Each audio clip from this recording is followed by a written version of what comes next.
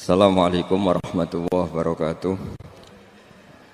Bismillahirrahmanirrahim. Nahmaduka ya ghafuru ya syakuru. Mashalli wa sallim barik ala sayyidina maulana Muhammadin wa ala alihi wa sahbihi asma'in nama ba'du.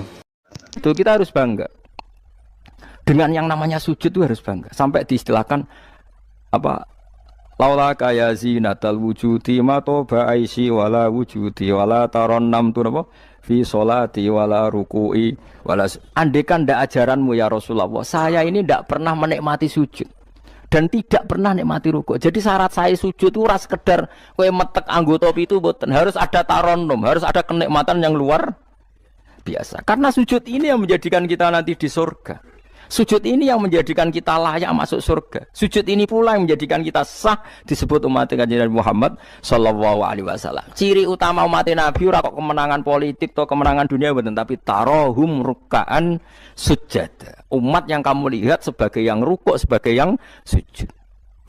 Artinya apa? Kalau Nabi yang soleh diriwayatkan orang soleh, pasti riwayatnya tentang sujud, tentang rukuk. Paham ya? Bareng Nabi diriwayatno LSM sing liberal. Nabi itu tokoh yang menerima semua pihak. Diceritakan Nabi perjanjian dengan orang kafir, kerjasama dengan orang kafir. Yo kok entuk wae dalil. Untuk kondi wae. Aku kadang yo gumun aku sing wong alim ora roh iku roh iku untuk kondi. Aku yo kadang heran. Kadang takok mbek wong. Niku kitab napa? Mbah Gus kula ya jarir bar. Mergo aku kitabku yo sak foto-foto kok ora roh. Kono sing kitabe cilik kok roh. Ini penting saya utarakan.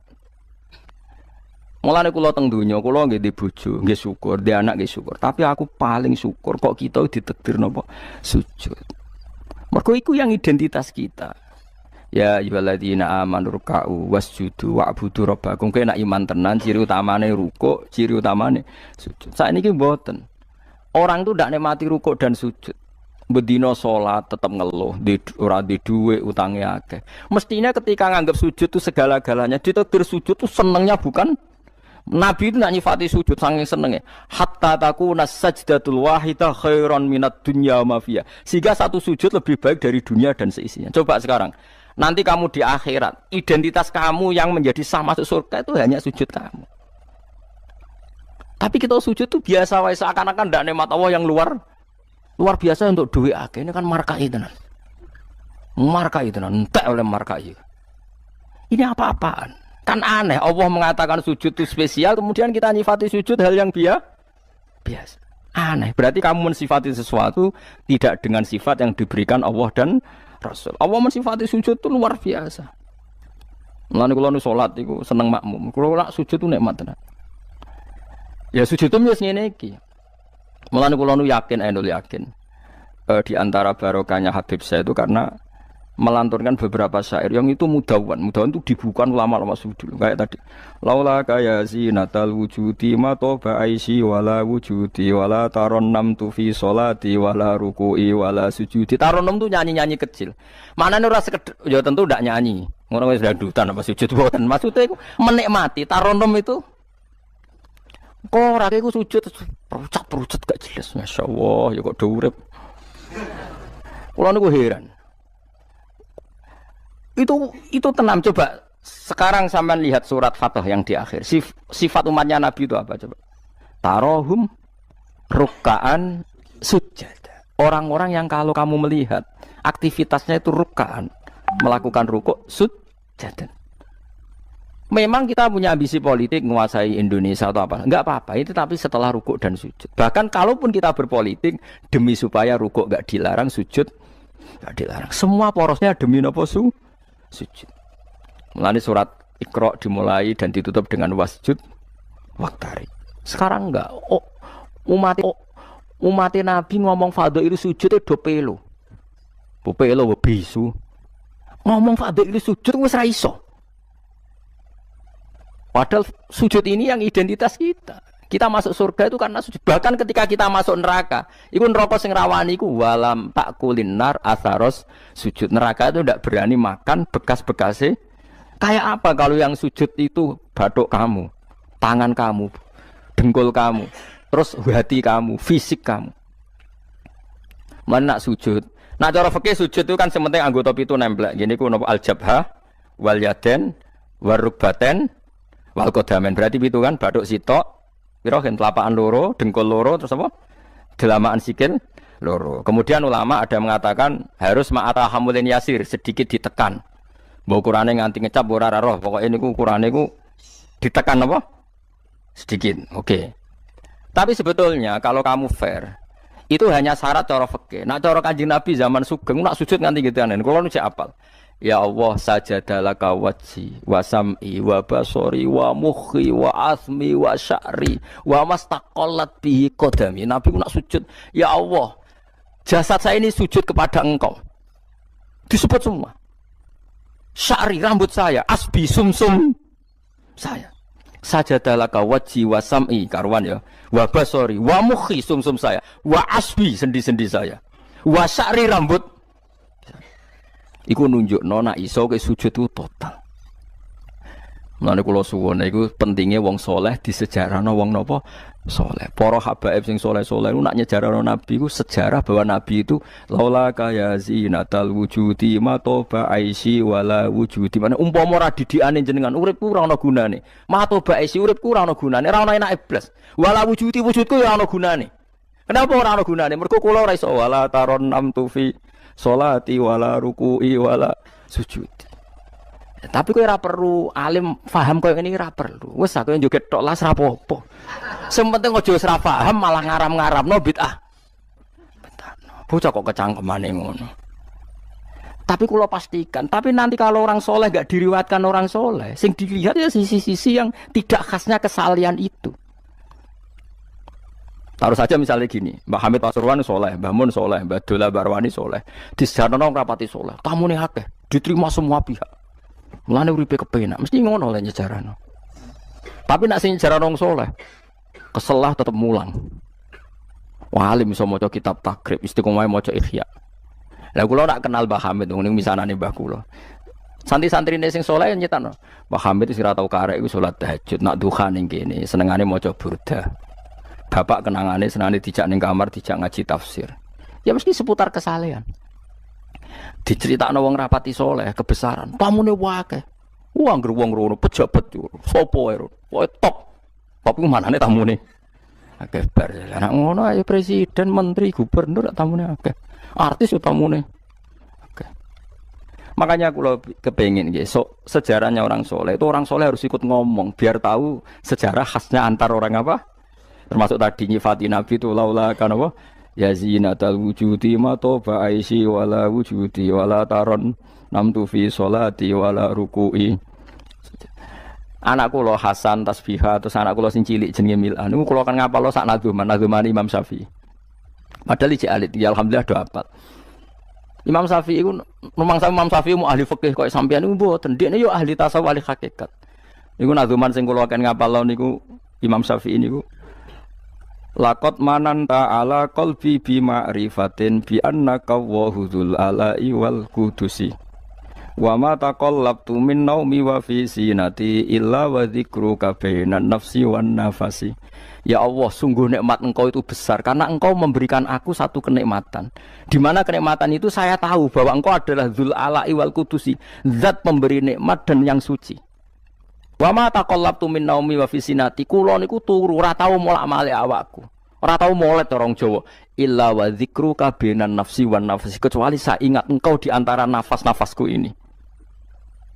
Itu orang soleh meriwayatkan kesalian. Jadi wa ma taqallabtu min naumi wa fi sinati illa wa dzikruka bainan nafsi wan nafasi. Jadi tapi enggak, sekarang agama itu diceritakan orang-orang yang gila politik, gila kekuasaan. Kita harus kuat. Ya bagus, kita juga enggak ingin ngalami kayak Rohingya, paham ya? Makanya yang soleh-soleh pun jangan anti politik, goblok ya anti politik. Gobloknya tadi, kowe misalnya ramelok politik, sing kuasa orang-orang non muslim, tong fasik terus sholat dilarang, pengajian dilarang, kacau. Lho tenan, kula ketua partai-partai politik cara kan YouTube kula bukan piye-piye ana gunane. Tapi nak kon iman ra gelem bodonine bolak-balik. Tapi kita harus hormat piye-piye menjadikan Islam itu di Indonesia enggak dilarang-larang, enggak dikuyo-kuyo karena penguasanya adalah orang napa? Islam. Tapi bojo mbok imani teman-teman bodonine yo bolak-balik bos watake ora roh wis pokoke bangsa ngono. Makanya ini penting sekali. Makanya saya kemarin itu seneng banget sampai surat Sajdah. Ngaji kita adalah ditakdir sampai surat apa? Sajdah. Di mana surat ini mengatakan innama yu'minu bi ayatina alladziina idza dzukiru biha kharru sujada. Orang-orang mukmin sejati adalah orang ketika dibacakan ayat Allah itu langsung napa? Sujud. Tentu sujud ini bisa sujud fisik kayak kita pas sholat, termasuk bisa sujud pikiran, sujud hati, sujud macam-macam. Mulane kanjeng Nabi kadang-kadang nak sujud ora kok mau muni subhana rabbiyal a'la ta napa sajadalaka wajhi wa sam'i wa basari wa mukhi wa asbi wa sya'ri wa mastaqallat bihi qadam. Jadi rambut wis disebut karena rambut kita ini juga hidup. Wong iso modot, paham kan? Iso kriting barang. Kowe iku bali lho nek sujud mergo. Nabi ku pirsa sujude napa? Rambuté. Paham ya? Tapi kita sujud ya Allah, meneh traweh sing ono sing 8 menit aku gak tok. Iku hakikat ngawur. Mbok gedhingi ku kiai, mbok dukung apa-apaan. Tapi wong sing makome ngene iku nek iso iku dadi imam. Kok nate wonten cerita teng daerah kula wong saleh alim dadi imam. Imami Jumatan. Bareng sujud lali. Lho wali wong ngenteni itu lho diarani mati ra mati. Akhire muridé ndudul kok. Mbah sampun. Batal sak Jumatan. Semenjak itu dia mengundurkan diri dari imam nopo. Tapi kowe kan gak ngarah sujud nganti kono. Mulane wong nak salat iku aja nganggo makome sinten wong khawas. Yen sak roh kula tiang-tiang nak saleh ngimami yo nganggo makom sing adna. Dindekno makome. Lah engko nak pas bengi-bengi tahajud nganggo makom kelas A. Sekali salat iku wis lali. Masyhur. Sampe tak critani salate Kanjeng Nabi nak sholat tu Aisyah turun ning ngarepe.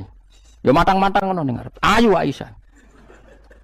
Mulai bolak-balik matur. Nabi ku ora digon sholat kowe iku ora. Nek kowe kan digon sholat tapi ora tau sholat. Nabi yo sing digo sholat yo nggon turu niku nggon sare ku digo sholat. Aisyah ya sare teng mriku. Masyhur riwayat hadis yo kae. Jare Aisyah. Oh Nabi nak ngadeg suwe tak sembujuk sikilku tak jelonjorno. Mergo Nabi nak sujud apa nak ngadeg iku. Minimal 200 ayat. Kulhu mau pirang ayat? 200 ayat. Ngono cek nangis. Fama marra min ayati adzabin illa sta'adza minhu wala marra bi ayati maghfiratin illa astaghfar wa ma marra bi ayati tasbihin illa sabbaha wala bi ayati tahmidin illa hamada wala bi ayati takbirin illa kabbara.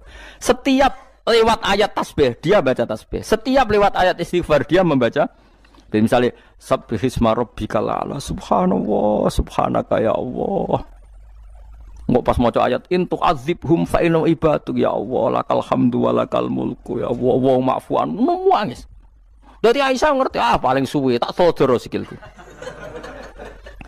Barang kok ape sujud lagi sikilku tak tarik, tak pengkeretno. Mulane jare ka'annahu lam ya'rifna qat. Nabi itu ketika ndak salat itu teman kita. Tapi nek wis salat seakan-akan ndak kenal kita. Sampai sahabat itu udah bingung, Nabi habis sholat di masjid. Sahabat nyun sewu sing sok kenal sok parek. Nabi itu ya talawan, wajahnya rubah kabeh. Karena hulam ya'rif Nabi itu tidak kenal kita kalau mau sholat.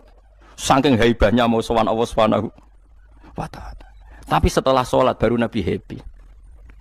Dan Nabi itu rindu sholat. Masyhur itu Nabi kalau banyak masalah itu sampai takok-takok Aisyah. Ya Aisyah Bilal kok gak rene-rene. Maksudnya qomat atau azan. Ketika Bilal teko, sopan ya Bilal, arifna bis sholat, arifna bis sholat, masyhur. Arif ngekei istirahat sira Bilal nak ing kita bis sholat. Ayo Bilal aku nang istirahat no nganggo sholat. Dadi Nabi yang roh donya sumpek. Iku istirahate iku. Mulane disebut wa qurratu aini bis sholat. Tenange atiku. Nah kok terus di umat aja me di dhuwit iki umat apa? Ya umat sing kumat, ya siku jawaban. Umat sing kumat. Lah ya meskipun kira iso nglakoni tapi tak critakno nek ke wong saleh iku disejarahno wong saleh ben ijek sambung. Dan saiki Rasulullah itu sayyidus sholihin. Sayyidus sholihin sing diceritakno Quran sifate umat iku tarahum ruk'an sujud. Saiki umat sifate tarahum yatlubunal mal wa yatlubuna kadza wa kadza yatlubunal jah wa riyasah. Jadi sok ben cara umpama Quran kok iso dikarang sifatnya ora tarahum ruk'an sujada sifat umatnya ngalor ngidul golek duit. Kuwi seneng disifati ngono. Gak seneng kan. Dan kalau suwun ngaji surat Sajdah niki Kula umpama pantes nuntut Pak Rumanto tak nyembelih sapi. Mergo syukuran surat napa sujud. Tapi kok kowe syukur perkara mangan sapi ku ya elek. Mulane ra usah.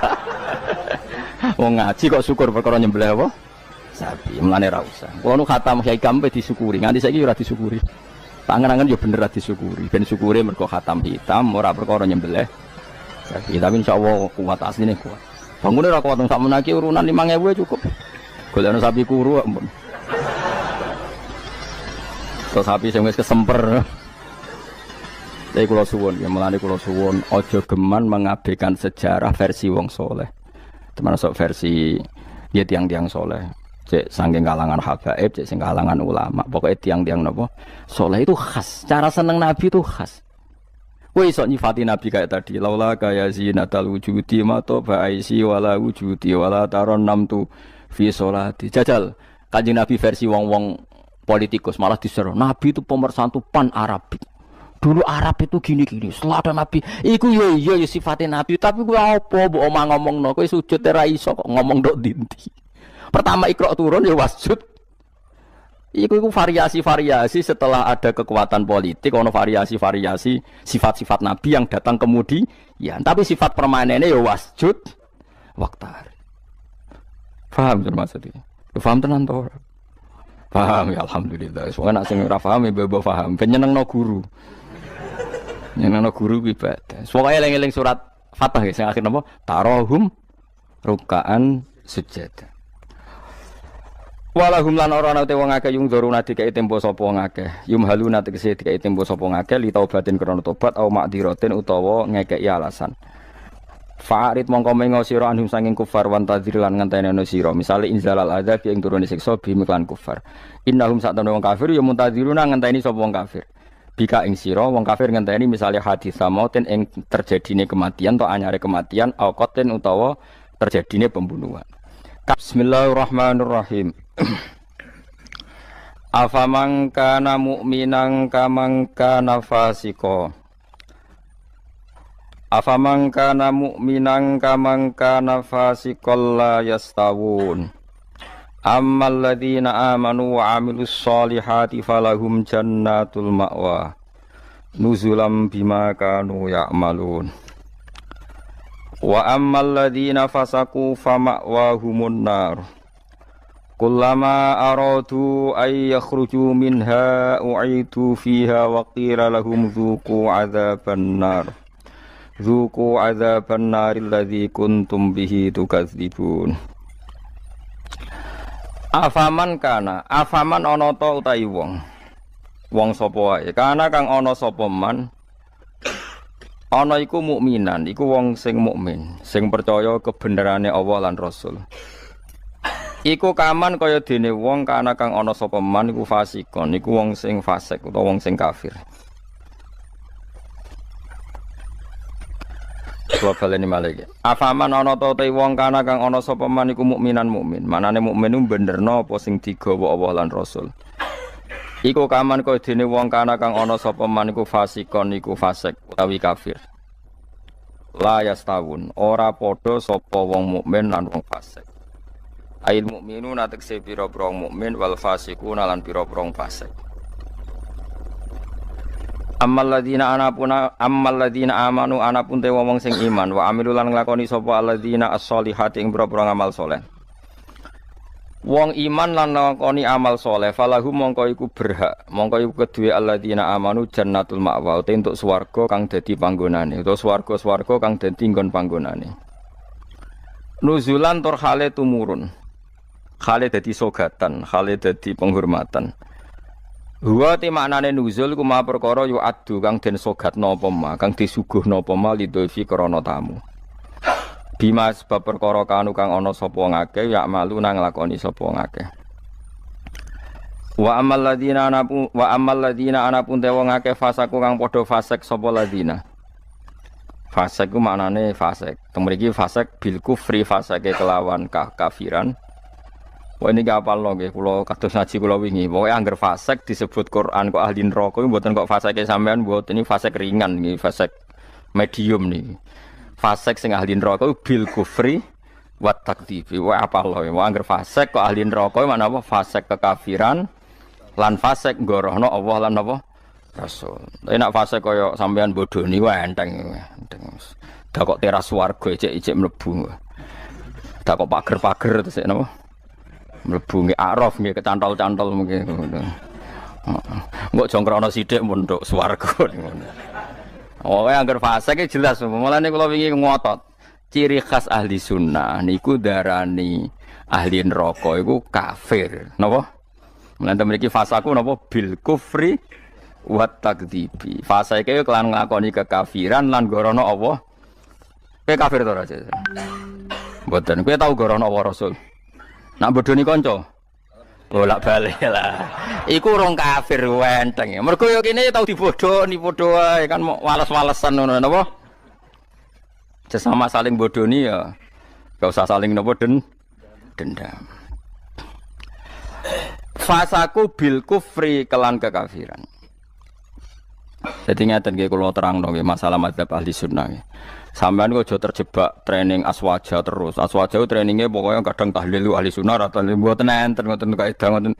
Sing ngeten kaidah ini tadi, apakah mukmin yang melakukan dosa besar itu kafir apa ndak? Jadi ciri khas ahli sunnah dan ndak itu perdebatannya napa? Mukmin sing murtakibul kabira napa? Mukmin sing murtakibul kabira. Orang mukmin yang melakukan dosa besar itu menjadi kafir apa ndak?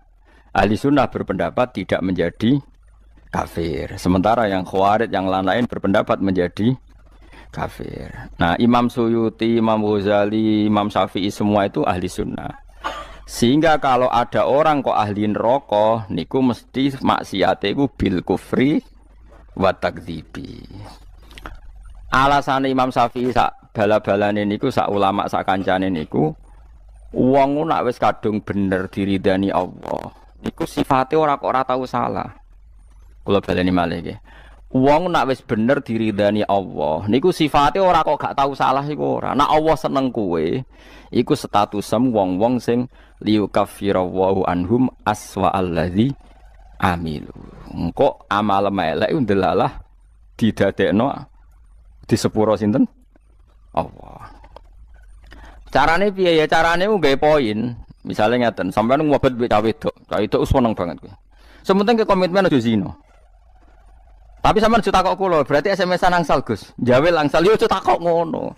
Tapi nak kowe kasil jawel tok ra zina ku insyaallah barokah ngedohi dosa gedhe sing cilik di sepuro. Tapi aja muni halal.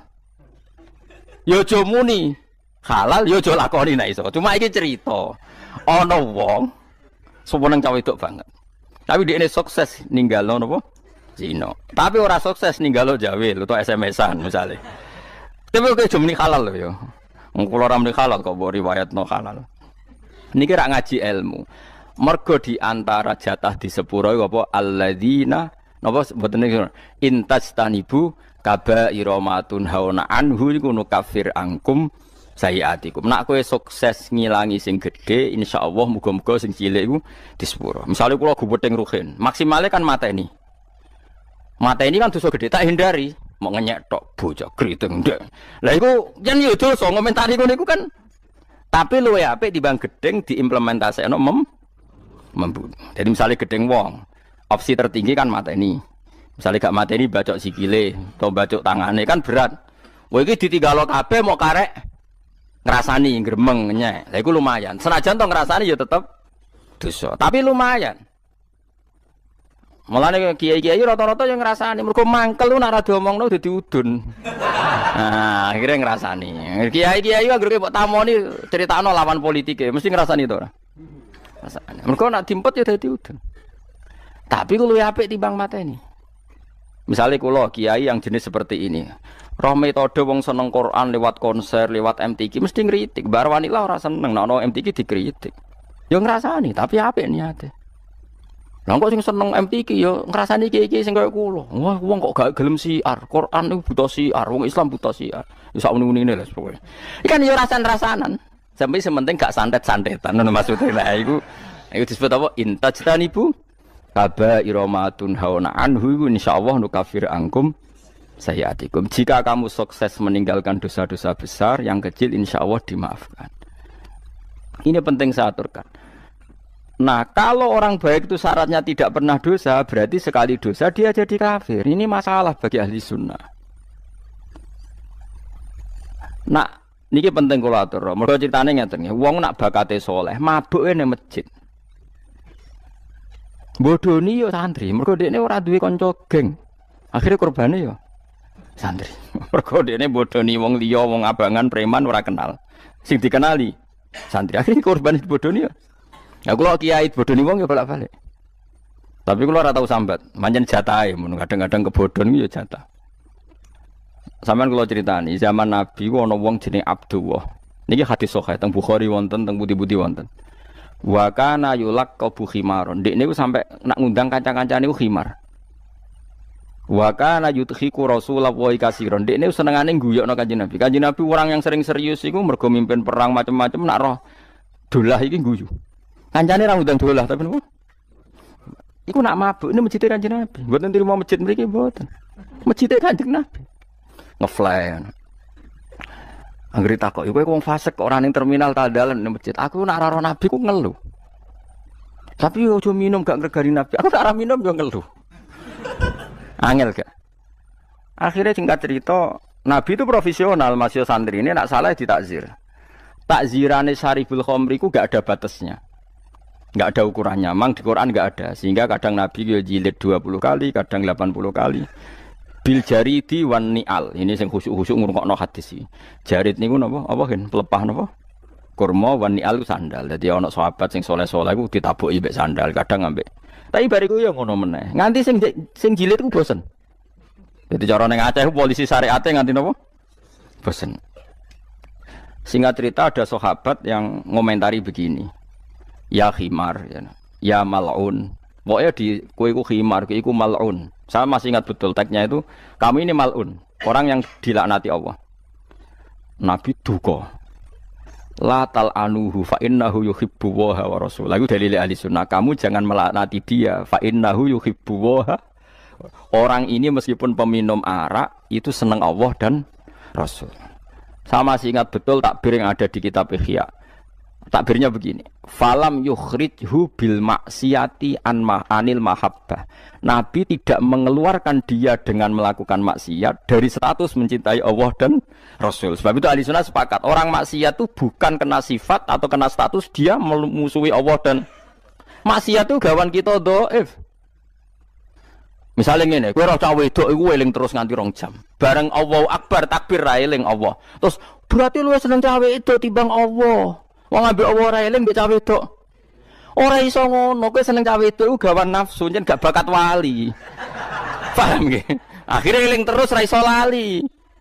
Allah ora butuh mbok ilingi kowe ya ora keren diparingi lali kowe. Ini penting kula ngajekno.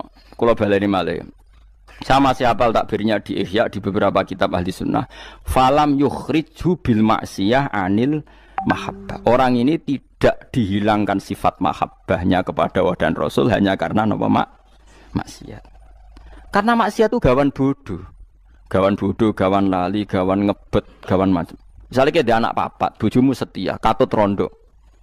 Terus orang wong mending ini, dadi yo katut rondo lali anak bojo, ora lali, ora masalah. Cuma ora iso lali rondo, tapi ora lali anak bojo. Wong nyatane dhuwit jadi bagi jatah anak ya ono jatahe. Cuma wong sing gedeng darani kowe iku lali anak. Ora lali mulai ditakoki jenenge anake ya jek roh. Kelas pirone ya jek. Cara ditakoki, "Lah kok ora mbok rabi wae?" Sungkan anakku. Lho jek roh ta ora? Ijek. Tapi ora iso lali rondo iku luwe anyar misale. Nah, yus ngono iku. Selama ini kamu kan ya begitu. Saiki ngene aku takok. Kowe nyebut dhuwit mbek Allah sedina akeh ndi ya? Akeh dhuwit. Kerja ya demi dhuwit. Ngamuk bojo demi dhuwit. Bariku mbok tabung ning bank ono, ning plisiran lemari ono, ning kethu ono. Terhormate dhuwit di mana-mana ada yo eling, ning kethu yo eling, ning lemari yo eling. Bareng dhuwur pas mergo lali aku, jebule wis mentek wektune dhuwur. Terus kowe tasik, wah berarti menuhankan uang. Enggak ada seperti itu. Apa iku wis persona kita iku dhaif, napa kita niku dhaif. Sehingga ahli sunnah mengatakan semua kesalahan itu ya kesalahan saja, tapi tidak menjadi kafir, tidak menjadi, bukan berarti kita ada cinta Allah dan Rasul. Jadi wong mabuk, kunane kuno wong lani kiai ora oleh gedeng preman teman-teman. Kadang yo ono wong preman, tapi ra iso mungkiri seneng kiai. Lan cara kula ora masalah ono wong ra salat nekani konser sholawatan, cara kula ora masalah. Ndekne nyatane seneng pas sholawatan seneng. Nak menawa awal untuk hidayat. Nak ki fikih komentar, apa gunane nekani sholawatan tapi ra salat. Lah nek dene ra tau nekani sholawatan, ra salat terus jalur hidayate kon diye nak menawa ana siji loro sholawat sing ditampa dadekno sebab napa? Hidayat. Seneng kok komentar. Ora melok dadi pangeran kok geger. Jadi kalau baleni malih, mulane teng mriki angger kitab ahli sunnah wal jamaah sing asli, ku angger ana ayate pangeran dawuh fasaku mesti bil kufri wa takdzibi. Dadi dosa fasik sing sebab kekafiran lan sebab gorono Allah lan iku lagi ahli neraka. Harun Ar-Rasyid itu dinasti Bani Abbasiyah. Itu pinter sekali. Ada seorang ustadz yang agak ekstrim. Itu datang ke Harun Ar-Rasyid. Ya Amirul Mukminin, inni nasihun laka famusaddidun alaika. Fala tajidanna alayya fi nafsika syai'an. Saya mau nasihati kamu, tapi saya mohon jangan masukkan hati. Karena nasihat ini penting. Tapi saya akan keras, vulgar. Akan keras, kritik saya akan keras. Karena Anda sebagai Amirul Mukminin tidak pedes. Apa kata Amirul Mukminin Harun Ar-Rasyid? Uskut ya Ustadz. Sebagai riwayat uskut ya jahil. Kamu itu Ustadz bodoh, tidak usah banyak omong. Terus ditanya, kenapa saya bodoh? Terus dibacakan ayat faqula lahu qaulal layyina la'allahu yatadzakkaru aw yakhsha. Inna wa ta'ala qad arsala man huwa khairun minka ila man huwa syarrun minni. Wa ma'a dzalika qala ta'ala faqula lahu qaulal layyina. Allah pernah menugaskan seorang yang lebih baik ketimbang kamu, yaitu Musa dan Harun. Musa dan Harun adalah seorang nabi. Kepada orang yang lebih buruk ketimbang saya, yaitu Fir'aun. Itu saja etikanya faqula lahu qaulal layyina. Kamu kalau ngomong yang halus, yang baik, yang berperadaban, kok kamu sama saya mau kasar? Akhirnya ustadznya ternyata pinter kamu, ya pinter aku. Jadi semudah itu. Allah itu menugaskan orang yang lebih baik ketimbang kamu, yaitu Nabi Musa. Kepada orang yang lebih buruk ketimbang saya, yaitu Fir'aun. Itu saja ada etikanya. Kok kamu sama saya mau tambah etika? Mau main kasar hanya karena kamu merasa nasihat Anda benar? Jadi gampang sekali memahami Quran. Tapi lagi-lagi memang bagi ahlinya. Tapi ini saya bantu supaya sampean jadi ahli apa? Quran. Ada sekian problem dalam memahami Quran, terutama kalau lewat terjemah. Problem itu bisa gawat betul, memang bukan gawat-gawatan tapi gawat betul. Misalnya ada ayat begini dan terjemahnya pasti begini. Fa'ainama tuwallu fasamma wajhullah. Kamu menghadap mana saja, di arah manapun, di sana ada ridhonya. Itu kalau hanya pakai terjemah, tentu menjadikan kita sholat bisa menghadap ke timur, ke barat, ke utara, dan ke apa? Selatan. Saya cerita sedikit tentang asbabun nuzul. Memang tema sekarang tentang asbabun nuzul. Dulu Rasulullah SAW ketika di Mekah itu sholat menghadap Ka'bah. Tapi setelah pindah di Madinah, di mana Madinah itu ada komunitas Yahudi dan Nasrani, Rasulullah itu menghadap ke Baitul Maqdis. Kira-kira 16 bulan, 16 sampai 17 bulan. Semua riwayat itu kisarannya hanya 16 sampai berapa? 17 bulan. Sehingga orang Yahudi itu bilang begini, Muhammad ini baiklah, meskipun dia membawa agama baru, tapi kiblatnya masih ikut kita, masih baik kan. Setelah 16 bulan, Nabi diperintahkan Allah untuk menghadap ke Ka'bah. Awal liwajaka syatrul masjidil haram. Maka orang Yahudi itu berontak. Berontaknya adalah kiblat mereka ditinggalkan. Cara berpikir orang Yahudi itu kiblat mereka ditinggal. Sehingga mereka bilang mawallahum an qiblatihim allati kanu 'alaiha. Apa yang menjadikan umat Islam berpaling dari kiblat Baitul Maqdis. Kemudian mereka provokatif betul. Ini perlu diperjelas. Provokatif. Bilang begini, "Inna Muhammadan tahayyara fi din." Muhammad ini bingung dalam beragama. Sehingga habis ngomong A ngomong B, habis kiblat Ka'bah, kiblat Baitul Maqdis. Sehingga dalam banyak tarikh disebutkan peristiwa kiblat itu terbanyak melahirkan orang murtad, orang yang keluar dari Islam gara-gara provokasi orang Yahudi. Muhammad tahayyara fi din. Muhammad itu bingung dalam menentukan pilihan apa? Beragama. Kemudian walhasil singkat cerita akhirnya Nabi itu madhep Ka'bah. Apa yang terjadi mukjizat itu adalah bahwa agama ini agama yang mewakili semua agama sebelumnya yang masih orisinil. Yaitu Nabi akhirnya berargumentasi Ka'bah adalah kiblat yang asli, yang lebih tua. Terus mereka tanya, buktinya apa? Dijawab oleh Quran, fihi ayatum bayyinatum maqamu apa? Ibrahim. Ka'bah bukti tertua adalah di situ ada makam Ibrahim. Makam itu jejak kaki. Ya kalau bahasa Indonesia makam itu kuburan. Kalau dalam bahasa Arab makam itu jejak apa? Jejak kaki. Sehingga diketahui oleh sejarah dibuktikan di situ ada jejak kaki siapa? Nabi Ibrahim. Sementara nisbatnya Baitul Maqdis itu adalah kepada Nabi Musa dan Nabi Harun. Yang ini adalah turunan dari Nabi siapa? Ibrahim. Hikmahnya apa? Begini, sebagai bukti bahwa Baitul Maqdis pernah menjadi poros Islam atau poros Tauhid, maka Nabi Muhammad pernah disuruh menghadap ke Baitul Maqdis. Buat inget-ingetan kalau ini pernah menjadi poros apa? Tahu? Tapi tetap tua-tuaan masih tua apa? Nah, kenapa tua Ka'bah tadi? Karena Ibrahim adalah Abul Anbiya, bapak dari para. Dan di situ ada jejak kakinya. Fihi ayatum bayyinatum maqam. Bukti itu belum cukup. Dibuktikan lagi bahwa Ismail kecil itu hidupnya di Ka'bah. Kita tahu sa'i baina Safa wal Marwah adalah karena Siti Hajar sedang mencari apa? Jadi ada bukti sekian, bukti empirik bahwa Ibrahim itu kiblatnya itu Ka'bah, bukan Baitul. Sehingga ada kata-kata fihi ayatum bayyinatum maqamu. Nah, tanpa ngerti asbabun nuzul, kamu akan mengartikan fa'i nama tuwal fatam mawajwa itu salah. Karena di situ kamu menghadap mana saja, maka di situ ada ridhonya Allah. Maka para ulama memberi catatan, maksudnya begini, kamu menghadap kemana saja, asal itu yang diperintahkan Allah, maka di situ ada ridhonya Allah. Harus seperti itu maknanya, disesuaikan dengan konteks asbabin nuzul. Tanpa seperti itu tidak bisa. Dan masih banyak lagi kepentingan tentang asbabin nuzul. Jadi problem sekarang adalah banyak mufassir yang hanya mengartikan dari terjemah. Itu bahaya sekali. Sehingga ada orang yang menikah secara mut'ah. Itu kan mirip kayak transaksi zina. Mereka berdalil famas salam taktum bihi minhunna fa'atuhunna ujurahun. Perempuan yang sudah kamu nikmati yang penting kamu bayar. Terjemahnya seperti itu. Karena ujur itu jamaknya ujroh. Itu fatal sekali. Padahal ayat itu begini, settingannya begini, setting siakul kalamnya atau asbabun nuzulnya begini. Ini sekaligus, memang saya sengaja ngaji dengan tema yang berat, bentuk penghormatan pada yang ngaji. Kalau temanya ringan kan kayak TPQ. Begini asbabun nuzulnya begini. Wal muhsanatu minan nisa yang awal juz 5 itu, ya kita santai aja, yang awal juz 5 itu sebetulnya maktuf, diatafkan pada ayat hurrimat alikum ummahatukum wa banatukum wa akhwatukum wa ammatukum wa kholatukum wa banatul akhi wa banatul ukhti. Jadi perempuan yang haram dinikah itu ada 7. Yang faktor nasab, yaitu siapa? Ibu, putri, saudara putri, bulik dari bapak, ammah itu bulik dari bapak, kholah itu bulik dari ibu, keponakan dari saudara lelaki, keponakan dari saudara perempuan. Ini disebut haram karena nasab gen. Kalau orang Jawa bilang hanya 4 karena ngitungnya bulik baik dari bapak maupun ibu. Kalau orang Jawa bilang kan bulik terus keponakan dihitung 1. Padahal ada keponakan dari saudara laki, ada keponakan dari saudara apa? Perempuan. Wa banatul akhi wa banatul ukhti. Terus kedua haram karena rodok. Kita tahu dalam hukum Islam rodok adalah sama dengan nasab.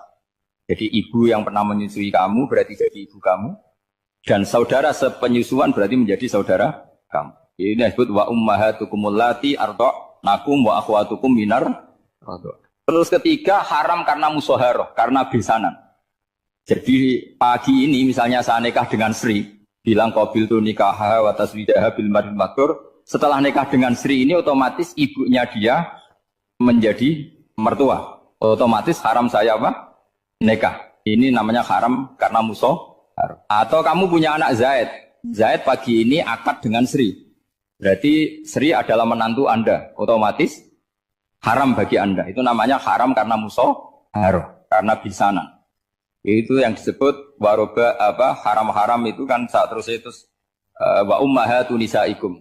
Apa ibu dari istri-istri kamu.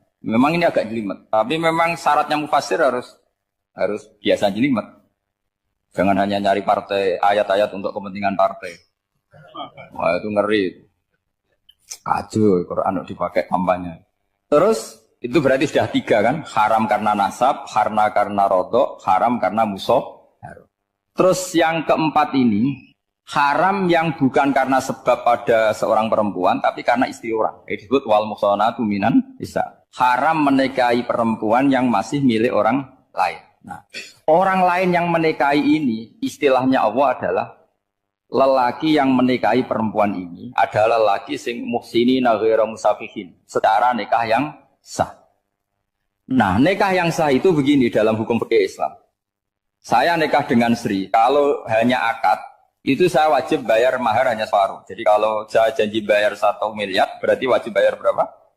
500 juta. Kalau janjinya 100 juta, hanya bayar 50 juta. Itu yang wajib bil akdi. Nanti wajib sepenuhnya nunggu bil jima. Kalau sudah hubungan intim, baru wajib 100%. Jadi kalau ada di Jawa, nikah dengan seperangkat alat sholat, itu yang atasannya tok, itu wajib karena akad. Nanti bawahnya nunggu setelah hubungan apa? Intim. Nah, ini hukum Quran, bukan hukum saya. Makanya kan wa in talaqtumuhunna min qabli an tamassuhunna, saat terus fanis huma faradtum. Hanya wajib bayar setengah. Nah, perempuan yang sudah diajak hubungan intim itu kata Allah fa'atuhunna ujurahun, maka wajib kamu bayar penuh. Jadi ayat itu tentang perempuan yang sudah dinikah, kita harus bayar berapa? Harus bayar penuh. Ini penting saya utarakan. Nah, problem kita sebagai orang Indonesia, ini juga problem Pak On, problem semua kiai. Mahar di Indonesia itu nggak bisa dibahas di Quran. Karena keterlaluan, kecilnya itu keterlaluan. Saya ini kan kiai, sering ngakatkan itu sampai bosan. Seperangkat alat sholat itu ngawur sekali. Ini mbak-mbak harus nggak mau gitu. Saya provokasi minimal itu ya berapa? 100 juta berapa? Pantasnya berapa? Pantasnya berapa? 10 gram itu berapa nilainya? Kan 1 gram 500.000, baru 5. Ya sudah mendingan itu 10 gram. Quran itu bayangannya gini, sambil latihan, yang hafal-hafal biar latihan. Jangan dapat beasiswa karena hafal tapi nggak jelas juntrungannya.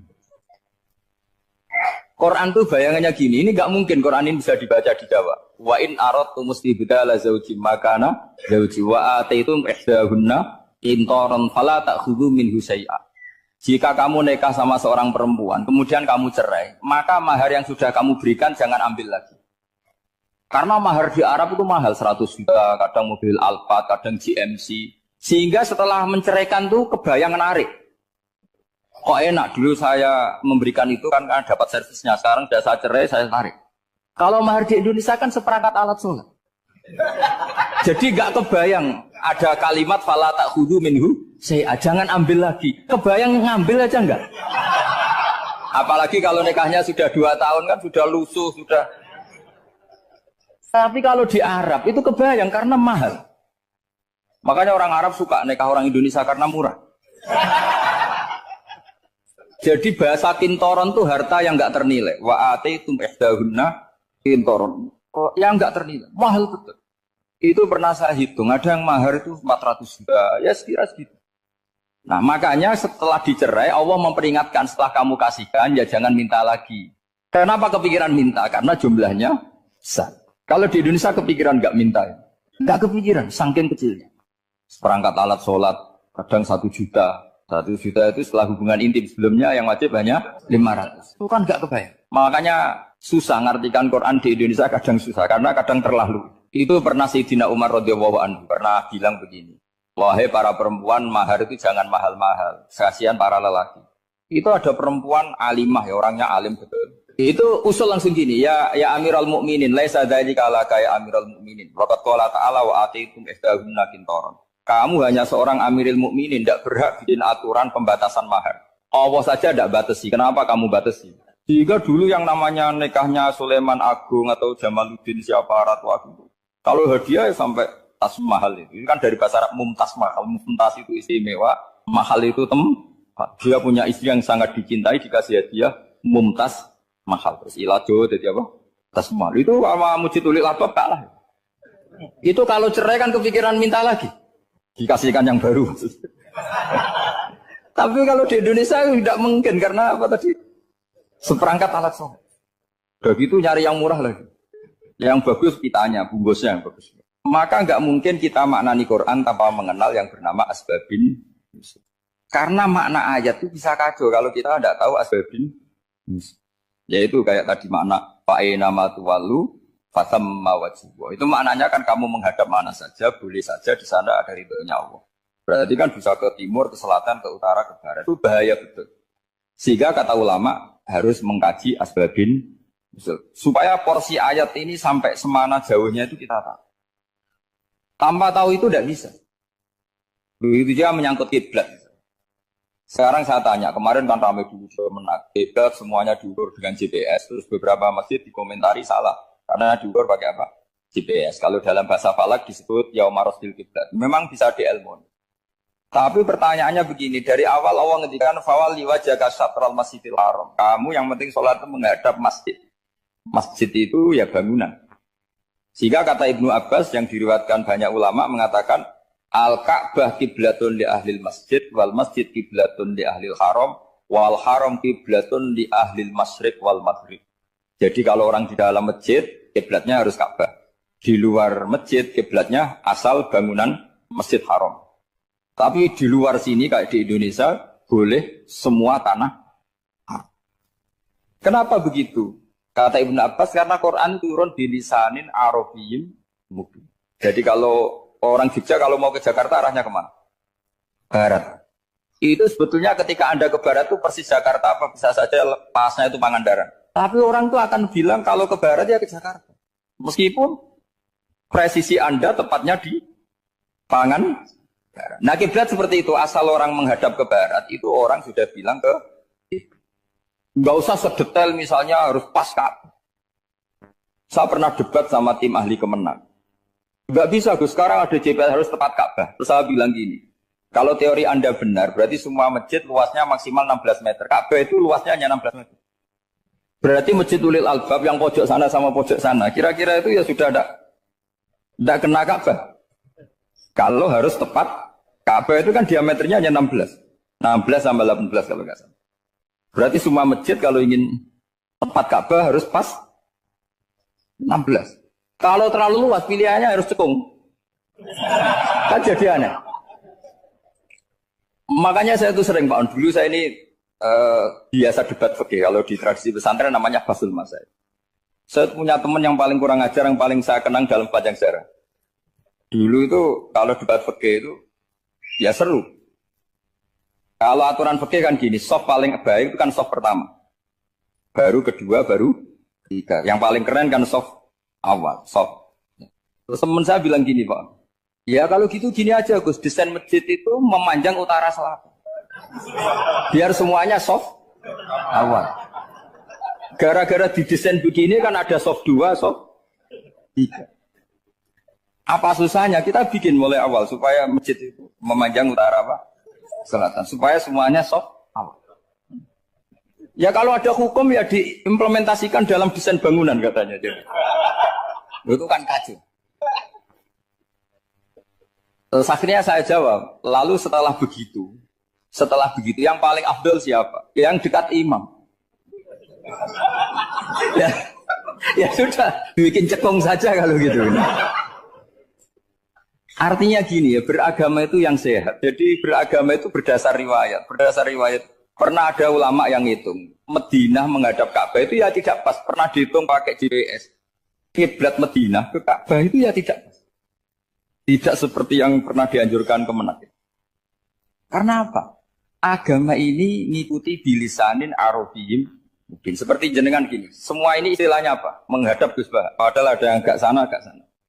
Semuanya ngaji sama siapa Gus? Ya sudah. Istilahnya bertatap muka. Memangnya kita benturan. Ini bahasa. Jadi seperti ini semua namanya apa? Berhadap. Padahal ada yang agak samping, agak samping. Ka'bah juga gitu. Sebenarnya tidak se-ekstrim yang dibayangkan orang-orang. Cuma kalau bisa tepat, ya kita harus tepat. Tapi tetap saja tidak perlu 16 meter. Nah, fa'aina ma tuwallu fatamma wajhuhu itu artinya menghadap. Menghadap itu menghadap arah. Makanya Allah tidak dawuh fawalli wajhaka nahwal Ka'bah, tapi fawalli wajhaka syatrul Masjidil Haram. Jadi ini penting saya utarakan supaya kita familiar dengan istilah-istilah Quran. Istilah Quran itu gampang. Nah, kalau kita kaji itu gampang. Problem kita tidak pernah mengkaji. Jadi semuanya asing. Kalau kita mengkaji itu gampang sekali. Saya punya sekian cerita betapa pentingnya mengkaji Quran. Harun ar-Rasyid itu dinasti Bani Abbasiyah. Itu pinter sekali. Ada seorang ustadz yang agak ekstrim. Itu datang ke Harun ar-Rasyid. Ya Amirul Mukminin, inni nasihun laka famusaddidun alaika. Fala tajidanna alayya fi nafsika syai'an. Saya mau nasihati kamu, tapi saya mohon jangan masukkan hati. Karena nasihat ini penting. Tapi saya akan keras, vulgar. Akan keras, kritik saya akan keras. Karena Anda sebagai Amirul Mukminin tidak pedes. Apa kata Amirul Mukminin Harun ar-Rasyid? Uskut ya Ustadz. Sebagai riwayat uskut ya jahil. Kamu itu Ustadz bodoh, tidak usah banyak omong. Terus ditanya, kenapa saya bodoh? Terus dibacakan ayat faqula lahu qaulal layyina la'allahu yatadzakkaru aw yakhsha.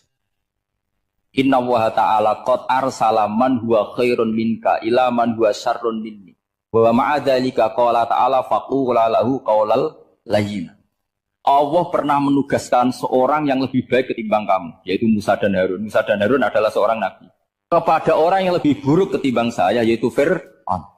Itu saja etikanya faqula lahu qaulal layyina. Kamu kalau ngomong yang halus, yang baik, yang berperadaban, kok kamu sama saya mau kasar? Akhirnya ustadznya ternyata pinter kamu, ya pinter aku. Jadi semudah itu. Allah itu menugaskan orang yang lebih baik ketimbang kamu, yaitu Nabi Musa. Kepada orang yang lebih buruk ketimbang saya, yaitu Fir'aun. Itu saja ada etikanya. Kok kamu sama saya mau tambah etika? Mau main kasar hanya karena kamu merasa nasihat Anda benar? Jadi gampang sekali memahami Quran. Tapi lagi-lagi memang bagi ahlinya. Tapi ini saya bantu supaya sampean jadi ahli apa? Quran. Meskipun ngajinya sebulan sekali. Sudah sebulan sekali tidak punya kitabnya. Sudah. Jadi ulama dulu kalau belajar Quran itu gampang. Saya berkali-kali cerita. Yang kitab saya baca di rektorat namanya Sajaratul Ma'arif. Itu kalau cerita bikin judul itu enak sekali. Babuna fil ibad bikulil bilad. Bab seseorang di mana saja hidupnya harus bermanfaat. Terus dalilnya itu hanya mengutip makalahnya Nabi Isa, wa ja'alani mubarakan ainama kuntu. Ciri utama seorang nabi apa? Saya di mana-mana adanya berkahi orang lain. Jadi berkah bagi orang lain. Maksudnya tidak jadi problem bagi orang lain. Artinya kamu hidup entah di Jogja seperti Pak Ono orang Jember, saya orang Rembang. Hidup di Jogja manfaat, di Jember ya manfaat, di mana-mana. Saya pernah di Korea seminggu ya manfaat. Saudara kita TKI yang di Korea manfaat, di sana bikin masjid, bikin apa. Karena ngendikane Allah menceritakan Nabi Isa siapa? Wa ja'alani mubarakan ainama kuntu. Saya adalah orang yang di mana-mana berkah. Artinya manusia eksistensinya harus seperti itu, hidup di mana saja. Gampang sekali memahami. Pernah Imam Syafi'i ditanya, kalau kamu nggak kehilangan air atau nggak ada air di satu daerah, cari-cari dulu sampai nggak ketemu. Setelah nggak ketemu air, baru kamu boleh tayamum. Imam Syafi'i ditanya, apa dalilnya harus mencari dulu? Kalau nggak ada air ya langsung tayamum saja. Kenapa harus nyari-nyari dulu? Jawabnya Imam Syafi'i itu gampang sekali. Qala ta'ala falam tajidu ma'an. Kemudian kamu tidak menemukan air. Di mana-mana tidak menemukan setelah mencari. Kalau belum mencari namanya tidak tahu. Kan ayatnya kan falam tajidu ma'an. Kemudian kamu tidak menemukan air. Tidak menemukan tuh nyari dulu apa langsung ambil sikap? Nyari dulu baru kesimpulannya tidak ketemu. Kalau belum pernah nyari namanya tidak tahu. Segampang itu ulama dulu memahami Quran karena konstruksinya utuh. Yaitu mereka tahu betul bahwa Quran itu bilisanin Arabiyim. Ketika Futuhat Syam. Syam dulu itu dikuasai tentara Romawi. Era Sayyidina Umar Futuhat. Yerusalem dikuasai tentara Islam. Itu awal Sayyidina siapa? Umar radhiyallahu anhu. Ketika Futuhat mau ada pesta besar-besaran. Tapi Umar menolak. Ketika menolak, kenapa Anda menolak? Beliau hanya membaca ayat Inna Allaha ta'ala ayyara qauman faqala adhabtum thayyibatikum fi hayatikumud dunya. Allah itu mengkritik satu komunitas kaum yang zaman di dunia menghabiskan semua kenikmatan. Maka kita tidak perlu syukuran besar-besaran. Jangan-jangan jatah kita di akhirat kita habiskan di dunia. Itu adhabtum thayyibatikum fi hayatikumud. Semudah itu ulama. Rasulullah pernah dahar, pernah makan. Makan karena 3 hari gak makan, cara di Indonesia gak makan nasi, gak makan daging, sudah lama sekali. 3 hari Nabi hanya makan kurma dan air putih. Karena Nabi gak makan roti sampai 3 hari. Kalau di Indonesia mungkin gak makan nasi. Di hari ketiga, ada sahabat yang berbaik hati, Nabi disembelihkan kambing, dipotongkan kambing, Nabi disuruh dahar. Itu baru dahar setengah piring, Nabi berhenti. Ketika ditanya, setengah piring itu kan sudah kuat untuk sholat, untuk apa sudah kuat. Ditanya, ya Rasulullah kenapa berhenti? Bukankah engkau tidak makan ini 3 hari? Nabi menjawab, walatus alumna yauma idzin anin naim. Semua nikmat yang saya rasakan nanti ada pertanggungjawabannya. Makanya saya tidak ingin banyak-banyak. Oh itu kalau diterapkan di sini nggak populer. Makanya saya tahu gayanya ngaji Quran itu nggak siap dengan konsep Quran ini. Jadi segampang itu orang dulu. Nah karena apa ya itu tadi? Mereka tahu asbabun nuzul. Quran itu diturunkan dalam konteks apa? Lafat ini arahnya kayak apa? Mutlak muqayyadnya kayak apa? Muhkam mutasabihnya kayak apa? Nasah mansuhnya kayak apa? Nah sedikit saya cerita ini mungkin contoh terakhir supaya nggak lama-lama, nanti bingung kalau lama. Yang bingung ya saya. Bingung cara memahamkan. Jadi kalau guru itu kan bingung cara memahamkan. Kalau murid bingung cara memahami. Nggak tahu tingkat kebingungannya sama. Kalau guru itu bingung cara memahamkan. Kalau murid bingung cara. Jadi ini pertemuan 2 kelompok bingung.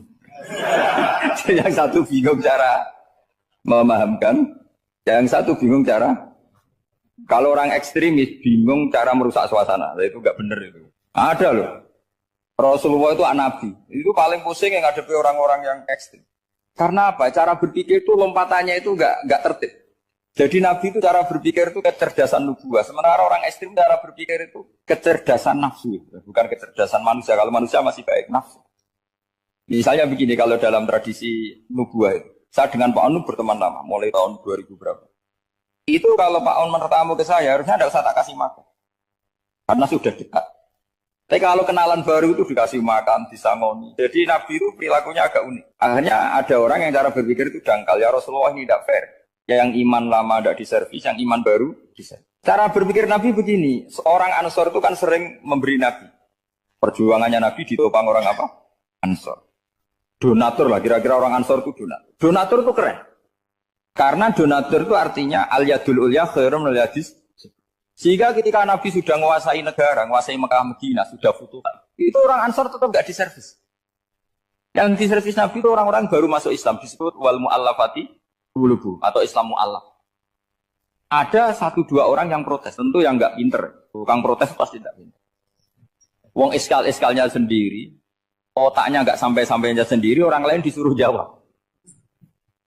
Makanya di sini tidak ada tanya jawab, nanti iskal-iskal kamu sendiri, bingung-bingung kamu sendiri, saya disuruh jawab. Berarti Gus Pak nggak mau ditanya, ya memang nggak mau karena tadi jawab sendiri aja, nanti pinter sendiri, kapan-kapan pinter sendiri. Akhirnya tanya begini, cara tanya gini, ya Rasulullah, ini nggak fair. Orang sudah Islam lama setelah negara terbuka milik Anda, setelah kita menang, setelah kita menguasai negara, tidak kamu servis. Sementara yang baru Islam kamu, Nabi itu bertanya senyum-senyum, rileks saja. Lama-lama tambah ekstrim pertanyaan. Kata Umar, ya Rasulullah saya beri izin untuk membunuh orang ini. Umar itu pikirannya karena mangkel lo Nabi. Nabi jangan. Kalau kamu bunuh, nanti apa kata orang banyak? Inna Muhammad dan yaqtul ashabah. Dikira Muhammad membunuh sahabatnya sendiri. Nabi masih mendengar. Komplainnya masih dengar. Lama-lama Nabi memberi penjelasan. Kamu ini orang Ansor. Kamu biasa memberi saya, memberi dana perjuangan. Memberi itu hebat. Saya tidak ingin menurunkan grade Anda, grade sebagai pemberi, berarti kelasnya elit, sekarang menjadi penerima. Itu tidak bagus. Itu betapa Rasul ini namanya kecerdasan nubuah. Kalau orang biasa memberi, biar memberi saja. Supaya dia tetap heroik, tetap patriotik, tetap keren, karena mentalnya jangan sampai dari mental memberi, kemudian mentalnya peminta. Jadi kalau Pak On jadi tim suksesnya Pak Jokowi, dia tidak minta-minta. Kalau dulu kampanye, ya kampanye saja. Biar memberi terus gak pernah minta, meskipun akhirnya ya gelong. Tapi Nabi dulu tidak gitu. Jadi orang Ansor itu gak pernah diservis. Padahal jasanya kayak gitu. Supaya kelasnya tetap kelas elit, yaitu pemberi, penanggung. Nabi gak ingin orang Ansor turun grade menjadi Orang-orang yang cerdas nubuah menerima konsep Nabi seperti itu. Tanya sama Pak On, saya ada Dani terjemahan UI itu puluhan tahun sama Pak. Itu beliau ke kontrakan saya ke rumah beliau. Itu tidak pernah berharap apa. Saya sangat tertutup. Bukan apa-apa ya, kalau ingin memberi saja. Kontribusi saya pada Al-Quran. Saya tidak kepikiran mendapat. Supaya heroik. Tapi orang-orang yang cerdas amatir tadi, ini nggak fair. Wong yang memberi lama kok dapat servis di. Nah, sekarang itu problem zaman akhir sudah mulai seperti itu. Nah, orang ini namanya Dzul Khuwaisirah. Ini yang nanti punya anak turun Khawarij. Khawarij itu orang yang ibadahnya hebat, tapi cara berpikir dengan buah salah. Nah, orang lagi Khawarij itu orang yang ibadahnya hebat, tapi cara berpikir nubuah salah. Nubuah itu unik. Nubuah itu cara berpikir tadi. Apa ya? Melihat sesuatu yang benar biar benar terus. Ya itu tadi. Mental memberi itu ya biar memberi terus, tidak usah di-share. Maka ketika Abu Bakar jadi khalifatul Rasulullah, itu ada sistem kepegawaian. Itu gajinya Umar yang sudah Islam lama, gajinya Abu Bakar sudah Islam lama. Itu sama Abu Sufyan sama, padahal Islamnya Abu Sufyan baru setelah Fathu Mekah, kira-kira baru setahun.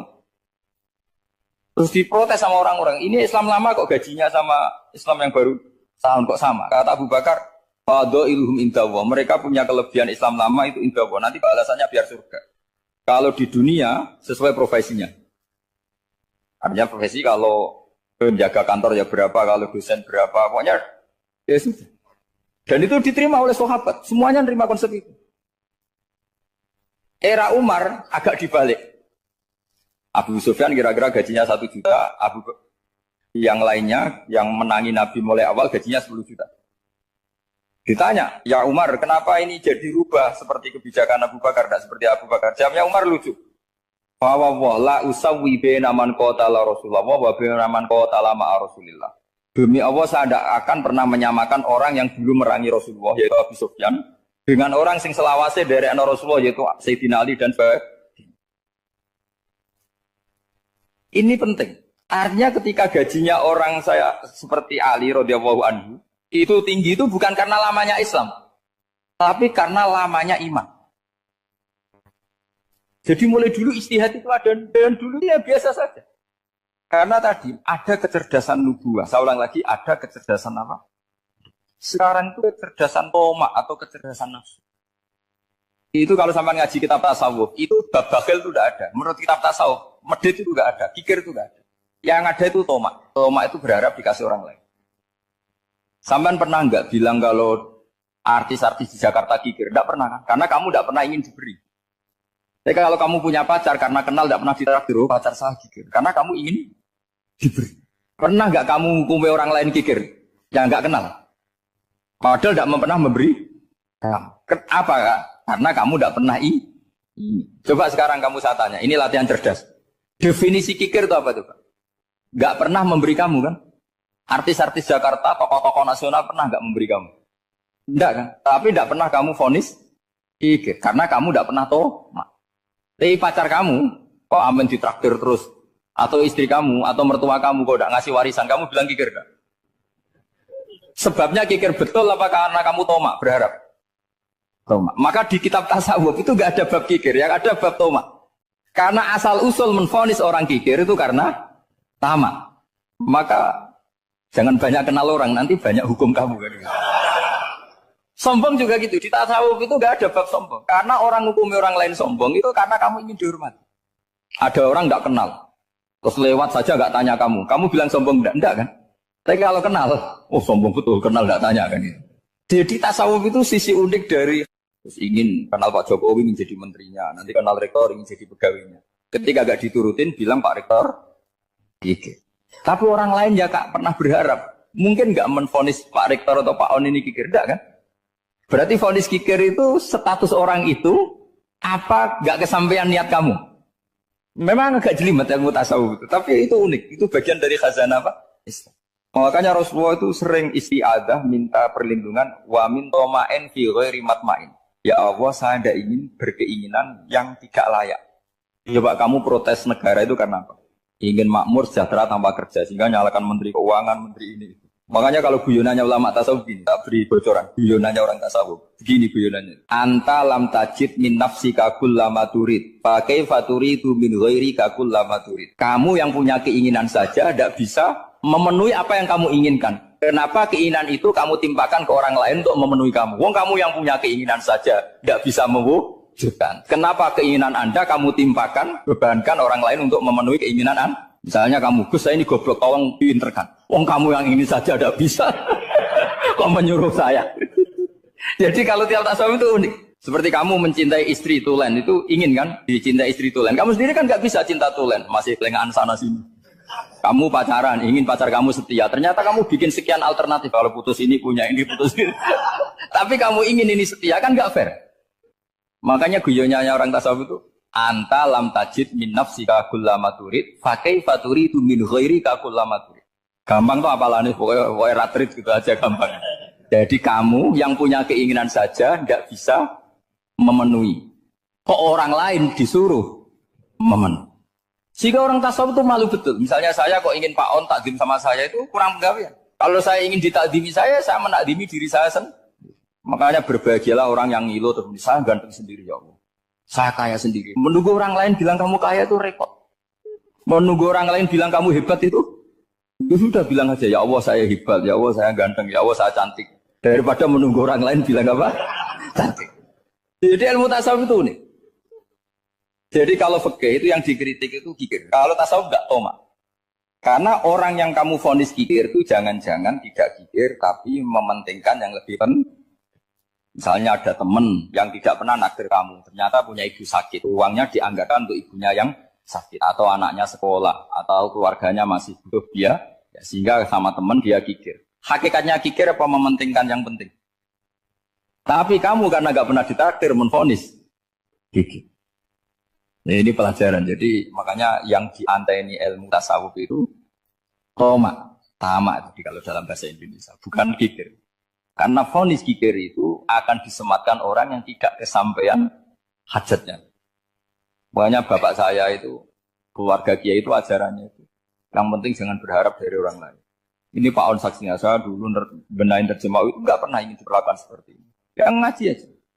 Karena pikirannya keluarga kiai itu sederhana. Kalau ngamal ya ngamal saja. Ngamal itu heroik. Makanya buyut-buyut kita semua ini kan pahlawan semua. Membela negara Indonesia jadi merdeka. Ya nggak pernah kebayang jadi presiden, menteri. Tapi sekarang nggak, ngamal sedikit saja harus jadi menteri. Jadi ini bahaya kalau dalam kelangsungan bernegara. Karena orang biasa transaksional. Awal negara ini dibangun berdasar heroik, bukan berdasar apa? Transaksional. Tapi sekarang orang akan membiasakan itu. Apa-apa itu transaksional. Ini tidak bagus untuk kelangsungan bernegara. Apalagi kelangsungan beragama. Sehingga seperti saya ini masih punya desa-desa binaan di Sragen, di pedalaman Papua sekalipun. Saya punya santri banyak di Papua. Itu kalau cerita itu unik-unik.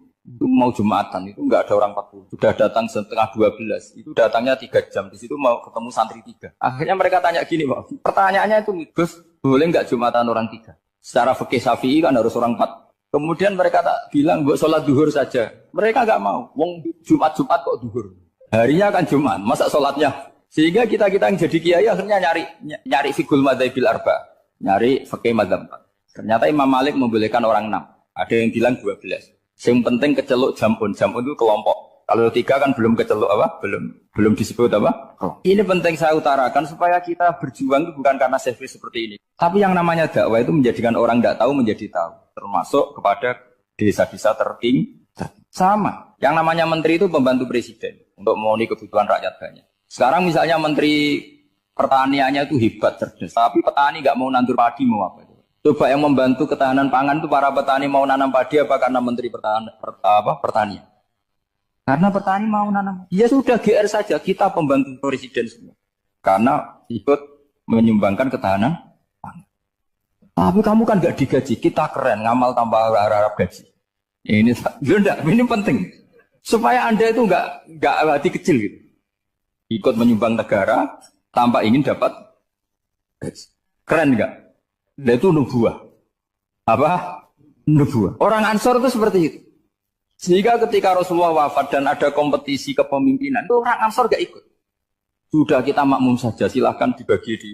Saking baiknya orang Nah, makanya saya ulang lagi ya.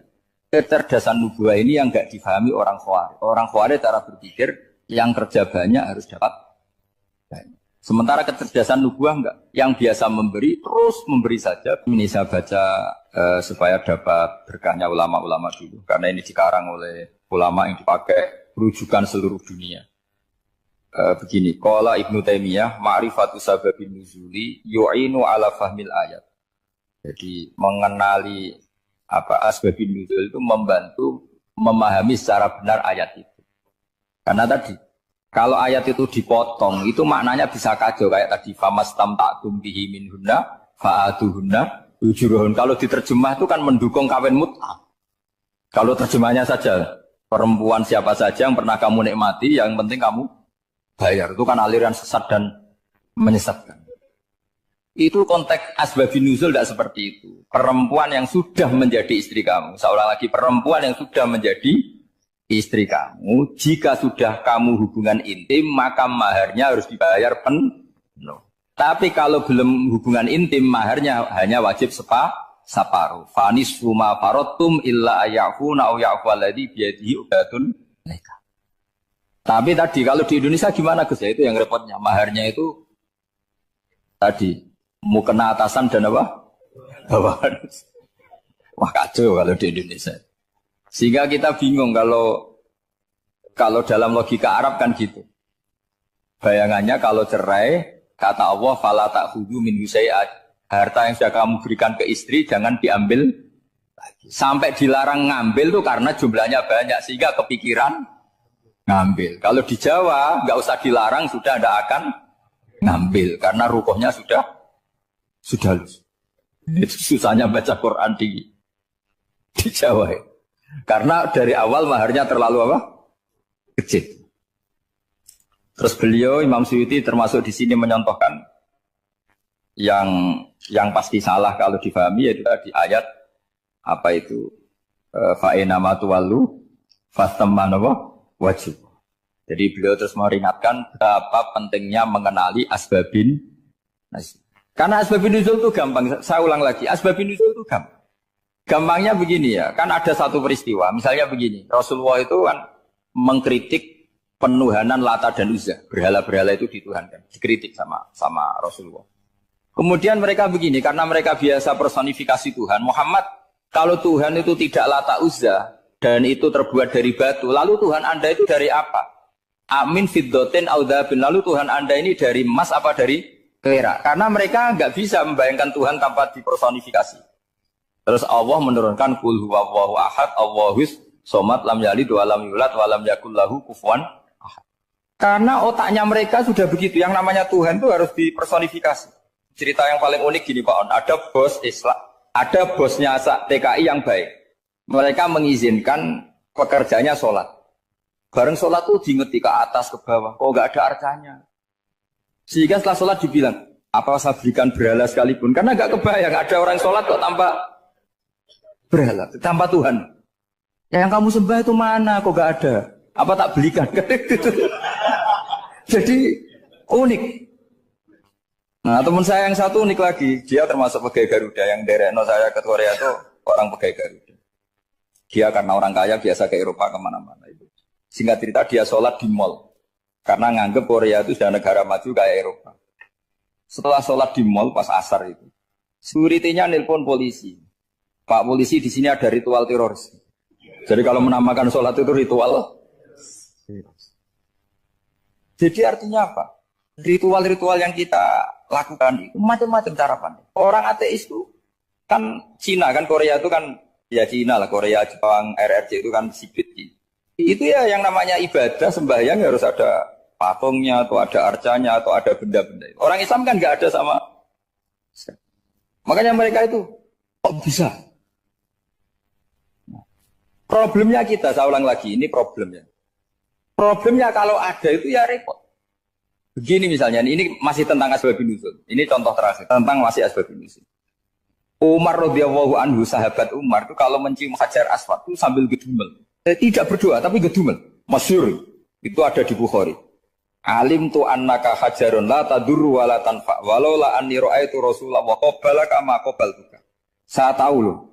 Nyium Hajar Aswad dicium, tapi sambil gedumel. Saya tahu loh, kamu hanya batu, gak mandoroti, gak manfaati. Kamu jangan GR, saya cium itu jangan GR.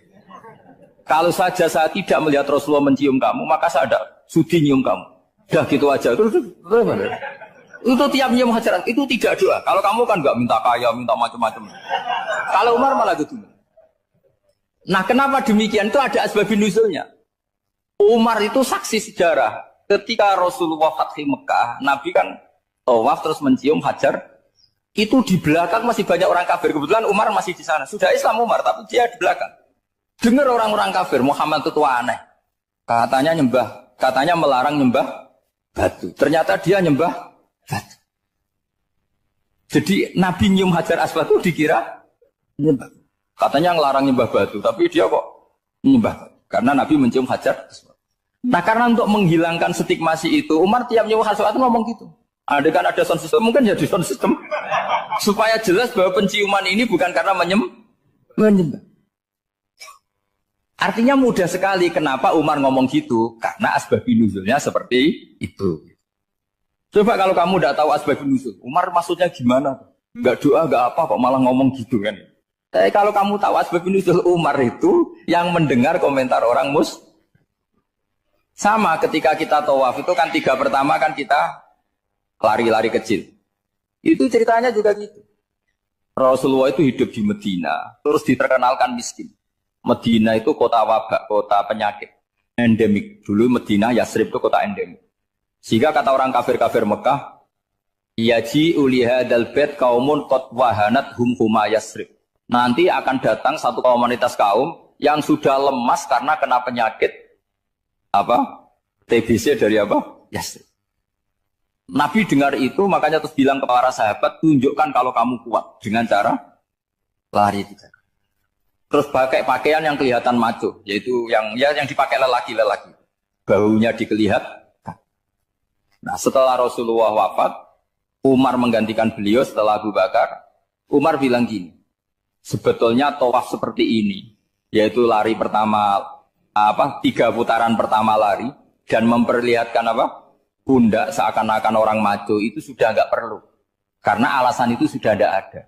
Tapi ini tinggalan Rasulullah, maka jangan rubah ya tetap seperti ini. Akhirnya meskipun sudah tidak ada alasan tadi menjawab stigmasi orang kafir, tetap tawaf seperti itu. Jadi memang agama itu unik. Kadang kita harus tahu alasannya, tapi alasan itu kalau menjadi mahatul hukmi, pijakan hukum sah. Misalnya kamu terus bilang gini, ya berarti tawaf sekarang bebas, gak perlu seperti itu. Karena alasan itu sudah ada. Tidak ada. Nah di sini pentingnya riwayat. Riwayat itu begini, logikanya sudah nggak ada, tapi kaifiah itu, cara itu masih kita terus. Dan itu memang, saya ulang lagi, harus tahu asbabun nuzul. Saya beri contoh ya misalnya, wa idza darabtum fil ardi falaysa 'alaikum junahun an taqsuru minas shalah. Terus ayatnya gimana? In khiftum ayyaftinakumul ladzina kafaru. Jika kamu pergi dalam keadaan takut ditangkap orang kafir atau takut diculik orang kafir, maka kamu boleh mengqasar salat. Itu jelas ada ayat in khiftum ayyaftinakumul ladzina kafaru. Jika kamu takut diculik orang kafir. Sehingga ketika Ba'da Fathi Mekah, setelah Mekah dikuasai Islam, Umar tanya, ya Rasulullah, kenapa engkau masih sholat qasar? Bukankah kita sudah aman? Waqad qala ta'ala in khiftum ayyaftinakumul ladzina kafaru. Allah ngendikan boleh mengqasar itu kalau dalam kondisi takut. Waqad kunna fi amnin, sekarang kita sudah aman. Jawabannya Rasulullah itu unik. Ya Umar hadihi shadaqatun faqbalu shadaqah.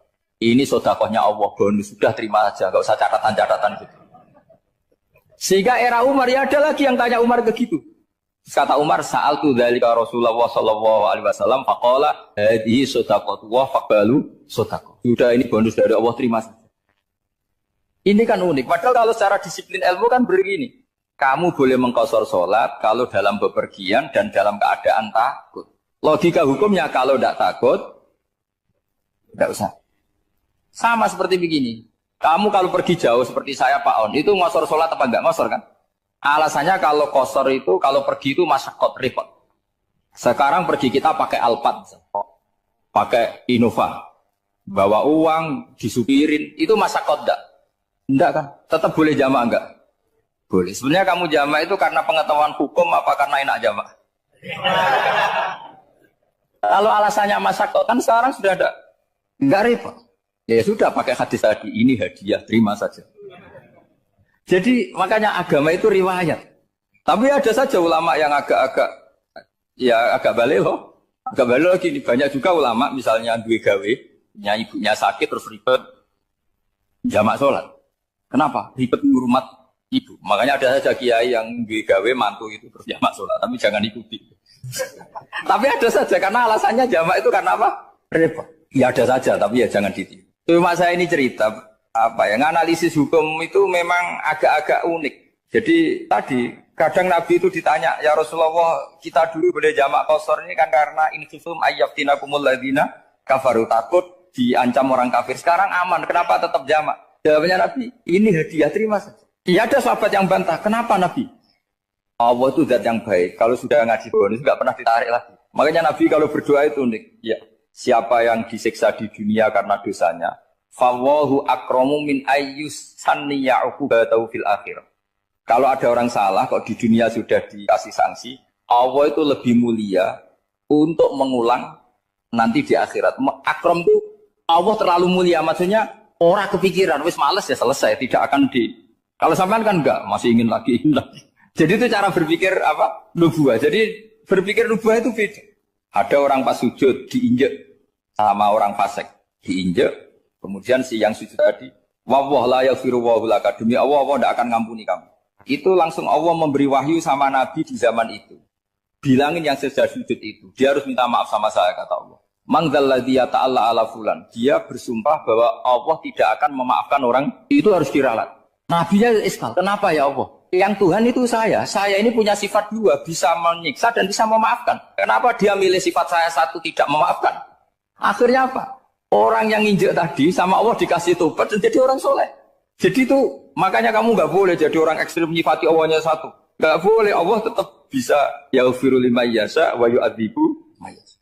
Sifatnya Allah dua ya tetap dua, nggak boleh kamu pilih satu. Misalnya kamu kan biasanya gini, yang ghafur untuk kamu, yang sadidul uqab untuk orang lain. Mesti kelakuannya sama kan begitu.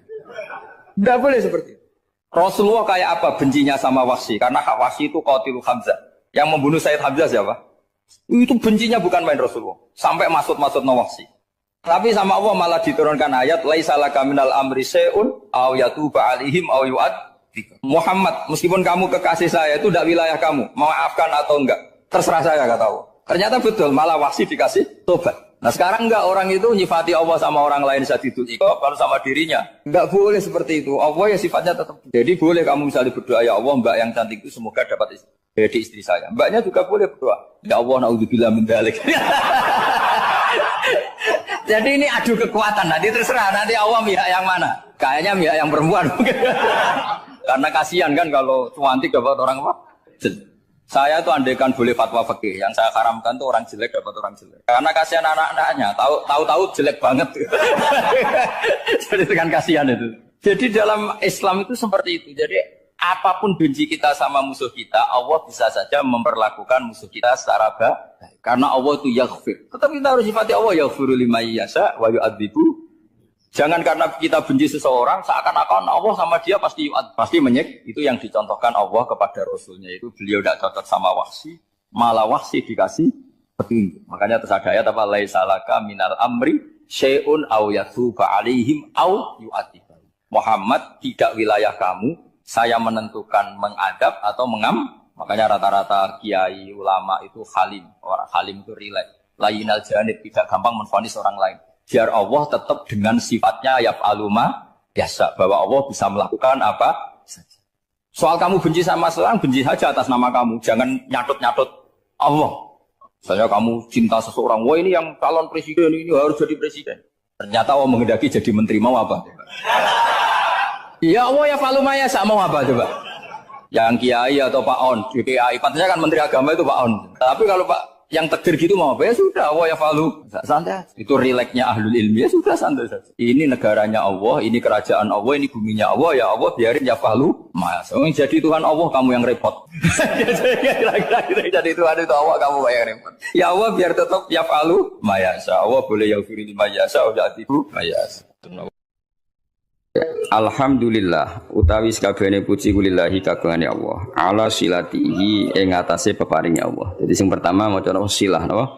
Ala silatihi ing atase peparinge Allah. Mulane diarani silaturrahim penyambung rahim. Manan nyambung rahim iku nek iso yo ngekeki. Ora mau titip salam tok. Wong iso ya. Suma salam wahi mongko nuli te salam ya Allah lan iki ma'a sholatihi. Ya, jadi yang pertama silah pemberian atau peparing, yang kedua apa? Salat. Ala nabi yang ngatasi nabi ja kang rawuh sapa nabi bitauhid lawan beto tauhid. Waqat arolan teman-teman dadi udo. Aro uryanan udo apa dinu agama udo anit tauhid saking tauhid. Jadi maksudnya ketika nabi rawuh semua yang mengatasnamakan sebagai agama niku pun terlepas saking napa? Tauhid. Jenapa waqat arad dinu anit tauhid dadi kepada Nabi Muhammad yang datang membenahi tauhid yang sesungguhnya saat itu agama-agama yang lain meskipun mengatasnamakan agama tapi sudah telanjang atau terkosongkan dari apa? Jadi resikone tauhid iku luwih apik timbang nuruti rasa. Mulane kula bolak-balik fatwa, bolak-balik matur. Agama ora iso dikawal mek khusyuk. Khusyuk itu kadang-kadang malah ngrusak agama. Senajan to barang apik napa? Barang. Kudu nomor 1 ku ilmu napa?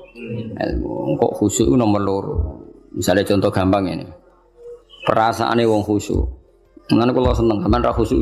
Senajan to aku yo ngerti ra krana ilmu, pokoke seneng. Mesti watak no. Watak ya turunan macam-macam. Agama nak digawa wong khusyuk, iku mesti perasaane ngene. Nak apik iku minallah, nak elek iku minasyaiton. Ya tak baleni nak apik iku minallah, nak elek iku minasyaiton. Karena gak siap, saya ulang lagi ya, gak siap menisbatkan elek pada Allah. Tapi teori wong khusyuk ngene iki ku lali, berarti hunaka di sana agamane Allah ini di alam raya ini ana saltonah, ana kekuasaan di luar Allah iku ora mikir. Mulane perdebatan Imam Sanusi mewakili ahli sunnah mbek Mu'tazilah ngono. Dari Imam Sanusi kita yakin kan masyhur kan iman rukun ke-6 apa khairihi wa syarrihi. Iku hebate Islam.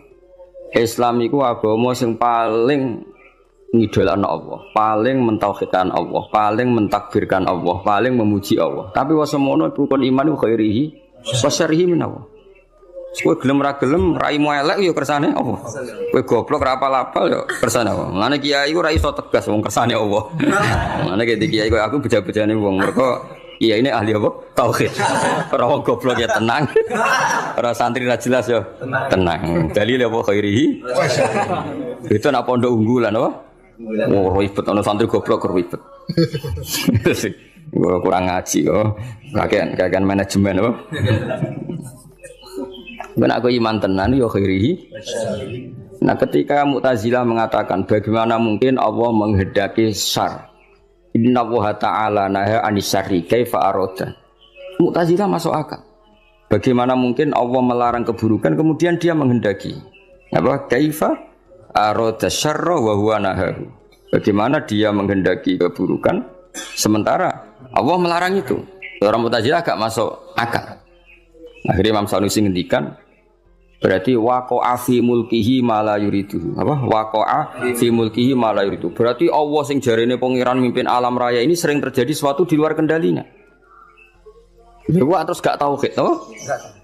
Lah iya nak goblokmu, kelirumu iku kok setan. Berarti banyak kejadian di alam raya ini yang Allah ndak bisa mengendalikan. Waqa'a fi mulkihi ma la yuridu. Jadi kira-kira Allah dilapuri Gusti Hollywood kok akeh maksiat, Bali akeh maksiat. Aku daerah berkutik sajane ora karep ngono, iku setan iku.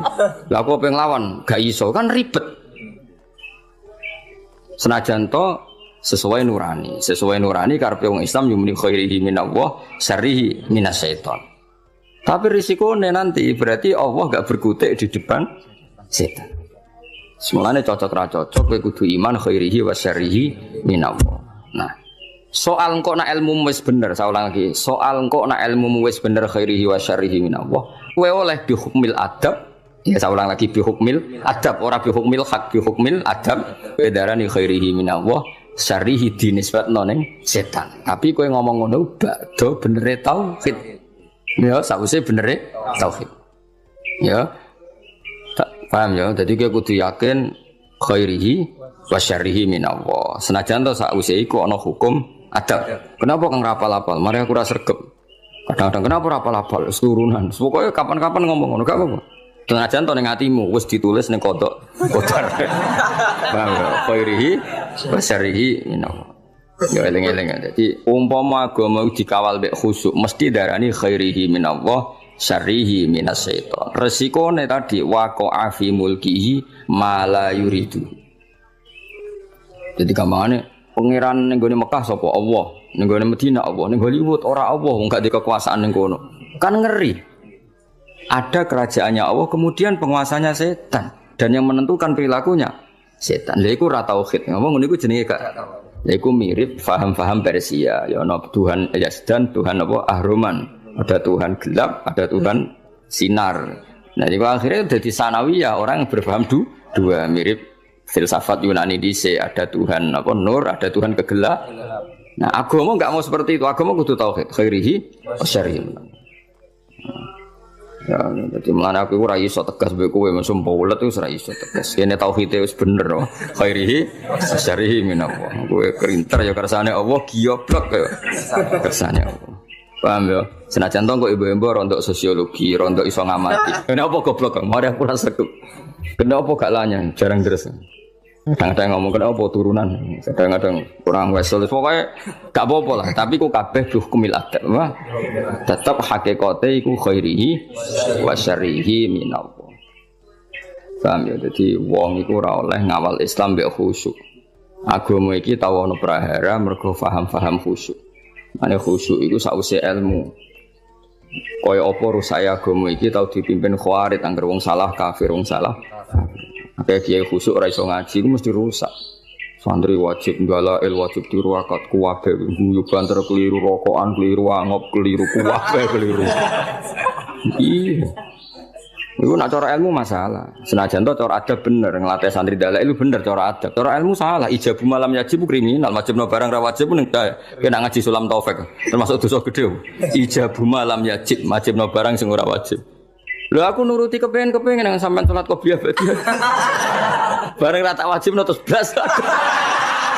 Wah telaka tenan wis. Telaka tenan iki. Tapi tak wajib, aku mesti disemprit sampai Habib Abdullah bin Husain bin Thohir sing aran Sulam Taufik termasuk kriminal kok ning bab ilmu. Ijabu malam yajib wajibno barang sing ora wajib.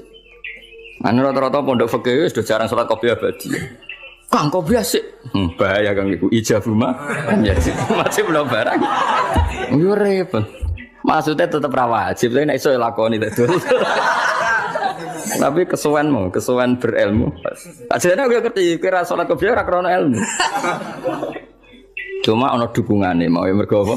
Ora oleh ijabu lam yajib. Lha iki ora usah nentang dalail ya apik. Tapi sekali muni wajib kudu mbok lawan, apa? Lawan.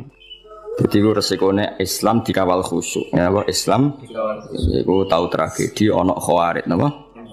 Kanjeng Nabi ku qiyamul lail lamun 4 dina, bariku mboten. Mumpama Nabi kok qiyamul lail traweh terus mesti dikira traweh iku wajib.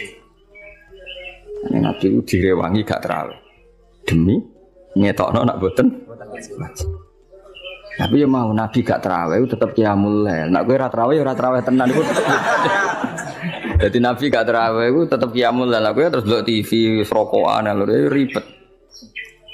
Ya tak balen nek sunane kula suwun iki ngaji Jawarut Tauhid kitab sing mulai Al-Azhar, mulai Sayyid Muhammad, mulai Mbah Mun termasuk Mbah Fadl kata sing ngitmai kitab Jawarut.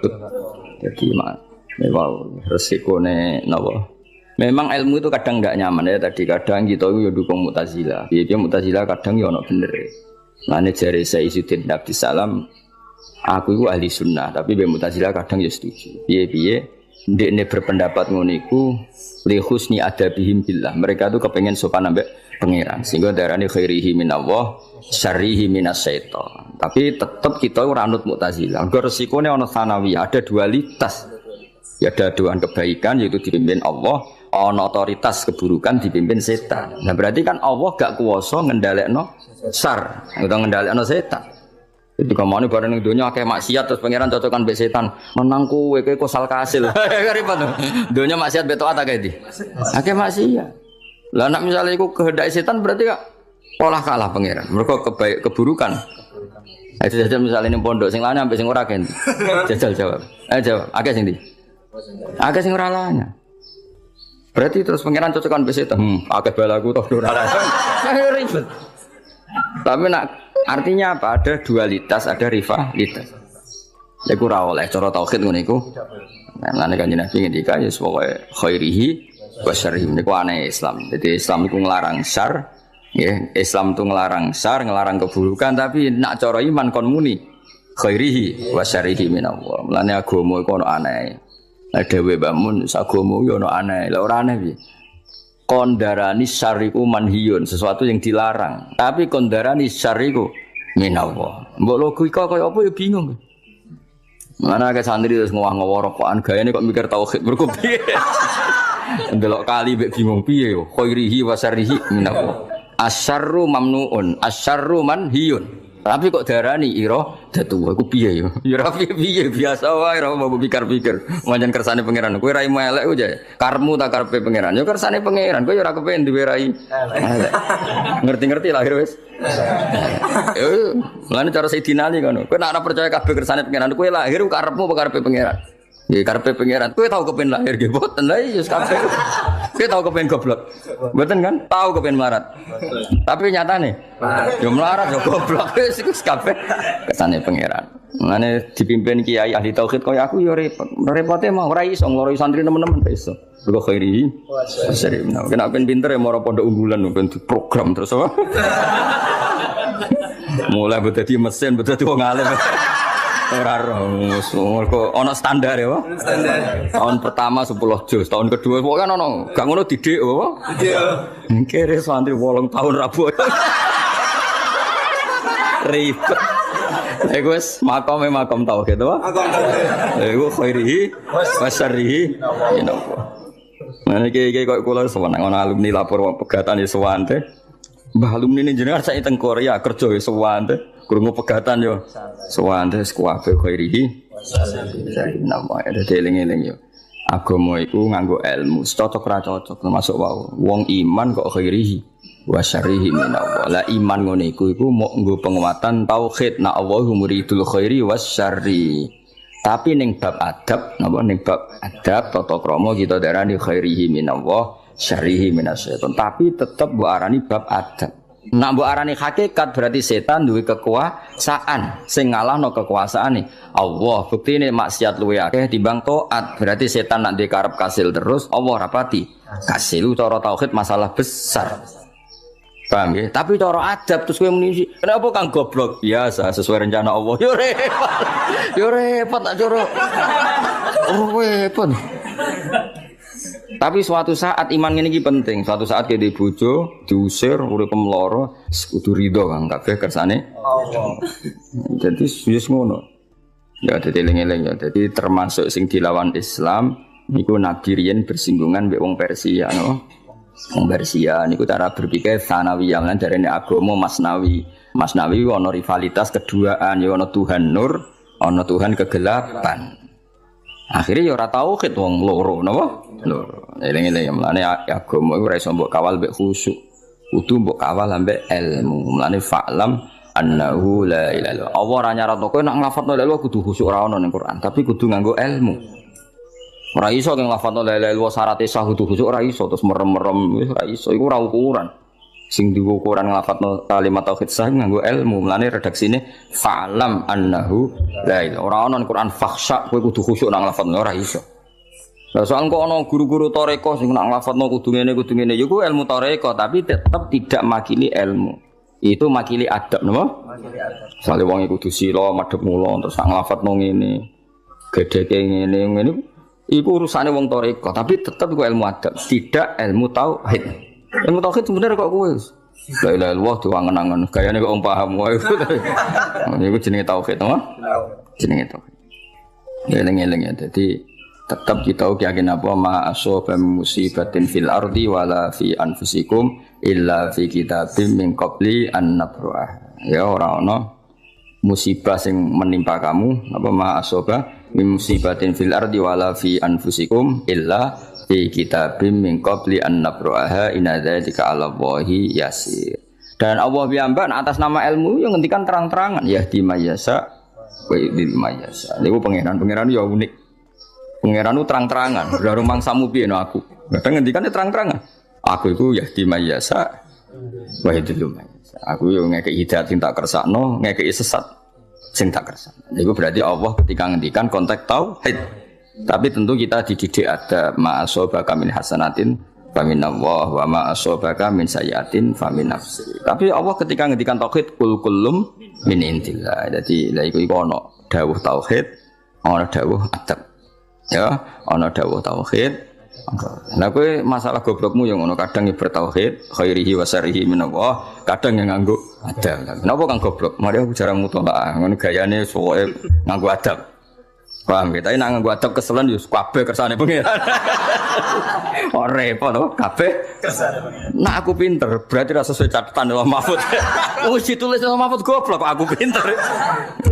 Enggak ada di kowe oleh dipilihan loro apa?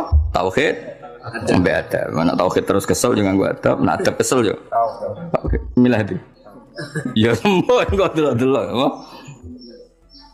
Ya sing jelas eling-eling iki pentingnya ngaji tauhid. Dadi agama dawuh Mbah Mun, dawuh guru-guru kabeh kok ana aneh. Iku mau agama ono paradok, yang macam bada adinu napa.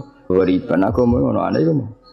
Wong agama iku anti keburukan. Saya ulang lagi, agama itu anti keburukan, anti maksiat. Tapi kon ngiyakini khairihi wa syarrihi minallah. Tapi tetap kondarani syarri ku manhiyun, sesuatu yang dilarang. Ora usah takok, ya wis ngono aku. Ya bingung no sithik-sithik ora apa-apa, wis pancen. Tetep luwih bingung gak di dhuwit, paham. Gaya tok wong muni aku mikir tauhid itu bingung, ora tok akalku. Gaya tok terus kayak dhuwit 1 juta ilang bingung. Ngomong sing muni bingung mikir tauhid ya, terus kayak dhuwit 1 juta. Ilang bingungnya tetep bingung. Hilang. Kecuali nak ngene bareng kayak dhuwit 1 juta, saku kayak dhuwit lah gak nikmat angger jawaban tauhid urung apa? Terjawab. Wis bak dhuwit iku. Nak ngono ya hebat. Ana sing ngono. Oh, tak angkat dadi wali saiki ana. Ayo tak angkat dadi wali saiki. Wis tak peksa, wis ra ditampa lah peksa nak pancen itu. Bocah-bocah, aku bingung mikir tauhid. Jarene ngene, jarene ngene. Terus kayak dhuwit 200.000 wis ra akeh 1 juta. Bingunge ilang to. Ilang to. Ilang. Wah, itu urut ngopi rokokan silang bingung. Bareng takoki tauhid wae urusane pangeran santai. Bareng duwe entek, bingunge kumat. Gayane masalah tahu. Asline ya ora. Nah, sak kula mun ngoten, kula di dhuwit katalan ampun mikir tauhid nggih nangis tenan. Kula nganti saiki dhuwit kula nggih kathah. Nek mikir pangeran nangis tenan. Kowe gak iso yakin ra iso. Maksudnya angger bingung ya plus kere mah ngono. Wis ra dadi wali, ra bakal dadi wali. Ya ala nabiyyin ja'a bit tauhidi wa qad arad dinu anit tauhidi. Terus niki kula kepengin khatam tapi mboten sedanten sarai kula waca mengki sing penting-penting mawon. Di tulisannya Nadoman ada yang beberapa harus dibenahi. Kata wau fak nopo wajibun taklidu habrin minhum. Nah itu mereka tulisannya khairin. Mestinya itu habrin. Mereka yang dimaksud itu orang pinter, no? Tapi yang mereka ditulis apa? Khairin. Sebenarnya itu apa? Habrin, no? Jadi kalau mau tidak semuanya pakai syarat. Fa'ar sada mongko nunjukna sapa nabi al khalqa ing makhluk lidinil hakim maring agama sing bener. Bisa fi iklan pedange nabi terus iki kekuatan militer. Wahadi lil hakim dan oleh nunjukna nabi bil hakim maring kebenaran. Di nabi kadang membela tauhid kalau harus pakai pedang ya terpaksa pakai pedang. Kayak ketika tauhid membawa tauhid mau dimusnahkan enggak di perang Badar mau tidak mau nabi bela nggih ngangge napa? Pedang. Kan enggak mungkin misalnya Abu Jahal go pedang terus saya tak ulang ngaji sik aja tukaran sik kan ora mungkin. Ngomong ngono gak kepengin debat, kepengin bacok-bacokan kok kowe enggak. Sik to tak sosialisasi sik. Jangan pakai kekerasan dulu. Kamu tak sosialisasi tauhid. Ya ora iso, nak musuh yang nggo pedang ya kene kudu nganggo. Pedangannya di antara nabi bela tauhid kadang mau ndak mau harus perangi jenenge apa bisa fihi napa. Tapi kalau kondisi normal ya ngangge hujjah. Qul falillahil hujjatul baligh. Tadi bisa fihi wajihi bil haqqi. Muhammadin kanjeng nabi rupane Muhammad al-Aqib kang nutup lirus li rabbi. Karing semua rusule pangerane kanjeng nabi. Jadi kanjeng nabi ku bergelar al-Aqib. orang terakhir yang sebagai nabi wa alihi lan keluarga nabi wa sahbilan sahabat nabi wa hisbi lan balane kanjeng nabi. Ya oke, catatannya ini pertama silah napa? Alhamdulillahi ala silatihi tsumma salamu wa hima sholati. Ya terus mau langsung nang mana mungkin nak sing wonten sing perlu tak waca sare kula. Wa ba'du lan sause amma ba'du sause sholawat salam. Fal ilmu mongko te ngerteni bi asli dini kelawan pokok-pokok agama. Iku muhattamun sesuatu sing dimestekno, sing diwajibno. Tapi yahtaju kang butuh apa ilmu litabini maring penjelasan. Jadi ilmu butuh penjelasan kayak tadi. Kalau kita mengatakan khairihi wa syarrihi minallah, sebetulnya secara etika kita ini tidak nyaman. Masa syar kok minallah? Tapi nak kue muni syar minas syaiton, berarti waqa'a fi mulkihi ma la yuridu. Eling-eling dawuh Imam Sanusi apa waqa'a fi mulkihi ma la yuridu. Berarti di alam raya ini banyak kejadian di luar yang dikehendaki Allah. Misalnya ketemu pangeran Gusti kula kok goblok, aku ora roh. Sakjane rencanaku aku kowe tak gawe pinter tapi aku gak berkutik kan yo lucu pangeran kok kalah seperti itu kan. Mulane cocok ra cocok kowe kudu muni khairi wa syarri menawa. Itu cara takzim kita bahwa lahu maqalidus samawati wal ardi semua dalam kendali Allah. Meskipun cara hukum adab ini gak nyaman. Napa? Gak nyaman. Tapi secara ilmu harus seperti itu. Paham ya? Secara ilmu harus seperti itu khairihi wa syarri. Ora iso misale ke pesek metu pangeran Gusti kula kok pesek. Lha sing gawe sapa no, Cung? Aku ora melok-melok lucu pangeran kok. Ya ora iso, tutu pangeran tetep ngene kan. Iya, aku sing arep gawe pesek. Ki ape opo? Kok dilapuri Gusti kula kok pesek kriting. Mbok aku ora melok. Ya berarti ada al-fa'il asani, ada penguasa kedua. Itu enggak boleh secara tauhid Allah harus wahdahu la syarikalah. Ya cocok ra cocok. Mane bolak-balik kula matur, agama ora iso dikawal mbek khusyuk. Wis ora iso, kudu mbek ilmu. Mane iki ngalim bingung ada santri kok kowe. Ape tegas ora khusyuk alamate ngalim. Ape di husnudon ya wis ora khusyuk ora ngalim. Lah iku min masuk ibidini wa dunya wal akhirah. Sakjane ra khusyuk iku alamate wong alim. Sakjane apa? Tapi kowe la khusyuk wala ilma wala sembah. Tapi ya iku kersane. Dadi agama iku ono aneh. Ya mergo wae. Lah Mu'tazilah dawe Isudin ya ora salah. Dalam bab ini kata sing bilang Mu'tazilah. Mergo ahli sunnah piyambak setuju pendapat Mu'tazilah tapi fi hukmil adab apa? Fi hukmil adab. Mergo Nabi piyambak sering ngendikan faman wajada khairon falyahmadillah. Tapi nak wajada saron nggih fala yalumanna illa nafsa. Kena apik cung ya nang muji pangeran, nak kowe elek jangan menyalahkan kecuali pada diri kamu sendiri. Tapi itu tetap hukum adab, napa? Nak hukum ilmu ya tetap kan Nabi Muhammad yang mengajarkan kita ketika ditanya Jibril iman itu apa? Termasuk wa antuk minar apa bil qadar yaiku khairihi wa syarrihi minallah. Napa khairihi wa syarrihi minallah. Ya sudah seperti itu, cocok ra cocok. Lakin minat tabligh itu jenis yahtaju litabyin. Setelah khairihi wa syarrihi minallah kita butuh penjelasan. Cara menjelaskannya gimana? Kalau syarriku min ghairillah berarti waqa'a fi mulkihi ma la yuridu. Ini apa? Waqa'a fi mulkihi ma la yuridu. Lakin minat tatwili tapi ini saking dawakno kala dadi repot apa himamu pira-pira himmah pira-pira kualitas mental himmah ku cita-cita sing kuat. Tapi aku nak ngarang dawa-dawa kowe-kowe ora ngarah iso. Maksudnya tak karang ringkes mergo ribet, nak kepanjangan pendek ora apa lho meneh. Apa meneh apa? Dawa meneh panjang. Fasara mengko dadi zaman Syekh Bajuri, Syekh Ibrahim Al-Laqani iku sampai ngarang kitab dawa-dawa iku sok. Paling santriku gak peduli. Nduri wis dhisik. Santri males wis kunane kuno. Nganti kiai ini wis ra duwe nyali ngarang kitab gede. Kiai ini ora duwe nyali ngarang kitab gede. Mergo wedi santrine mengabaikan. Jadi kowe ngene iki wis kunane kuno, napa? Kunane kuno. Wah, di zaman 600 tahun yang lalu, 500 tahun yang lalu kiai ngarang kitab gede wis wegah. Wedi nak santrine gak moco. Alhamdulillah tenanan. Nyatane ngono. Nyatane ngono. Mulane lakin minat tatwili kallatil hima. Fasara mengko dadi fihi ing dalam ilmu apa alif tisok fasara mengko dadi fihi fil ilmi apa alif tisoru iku multazaman dadi barang sing wajib. Ya mestine multazaman mengko dadi khabari sara paham nggih berhubung darut syair diwaca napa multazam sine fasara fihi ikhtisaru multazaman. Pondok. Wa hadi utawi iki ku urjuzatun ana sing maca arjuzatun tapi umume kiye-kiye nek maca urjuzah nak spontane do mene apa urjuzah. Tapi ana sing maca arjuzah tapi biasane tradisi kita maca urjuzah. Nah, soal harokat ning ngene ku sing gak tukang komputer sak uni-unine kok ngono. Wadi utawi iki ku urjuzatun pira-pira rojas laqab tuha kang darani ingsun ha ing urjuzat tak arani jawharat tauhid. Ing kitab jawharatut tauhid, jawharah mutiara tauhid itu ya tauhid. Jadi mutiaranya ilmu napa? Tauhid. Qad hadzab tu kang teman-teman berseno ingsun ha ing ikilah urjuzah. Wa ha ing apa arju arep sapa ingsun. Ana sing maca wa arju ki sami. Nek wa berarti mubtada arju dados khabar. Nak bawa coba waha berarti maf'ul muqaddam arju fi'il biasa. Berarti waha ing Allah arju arep sapa ing sun. Paham ya kados iya kana budu. Khabar apa jenenge maf'ul muqaddam. Tapi nak bawa coba wahu te Allah iku arju arep ing sun hu ing Allah. Wa fil qabuli ing dalam nampa nafi antur dat sumaringi manfaat ya kelan urjuza muridan tur wong. Aku iku wong sing arepno fit sawab ing dalam ganjaran tomi antur ingkang toma ingkang arep-arep. Samane saya berharap Allah memberi manfaat kitab ini. Saya sendiri hanya berharap muridan fis sawabi tomi an. Aku arep-arep diparingi ganjaran Allah Subhanahu wa taala. Jadi pokoke ngaji selain niati golek ilmu niati oke. Dadi eling Allah ngantos tulu syamsi ini ganjarane padha mek haji mek padha umroh. Jadi ya eling pangeran ahlul ilmi wis ngaji napa? Ngaji. Anak ahli tafakkur yang mau ngopi, koyo mikir iki sing eling pangeran ya gaya lah napa? Wis pokoke penting eling pangeran nganti tulus syamsi.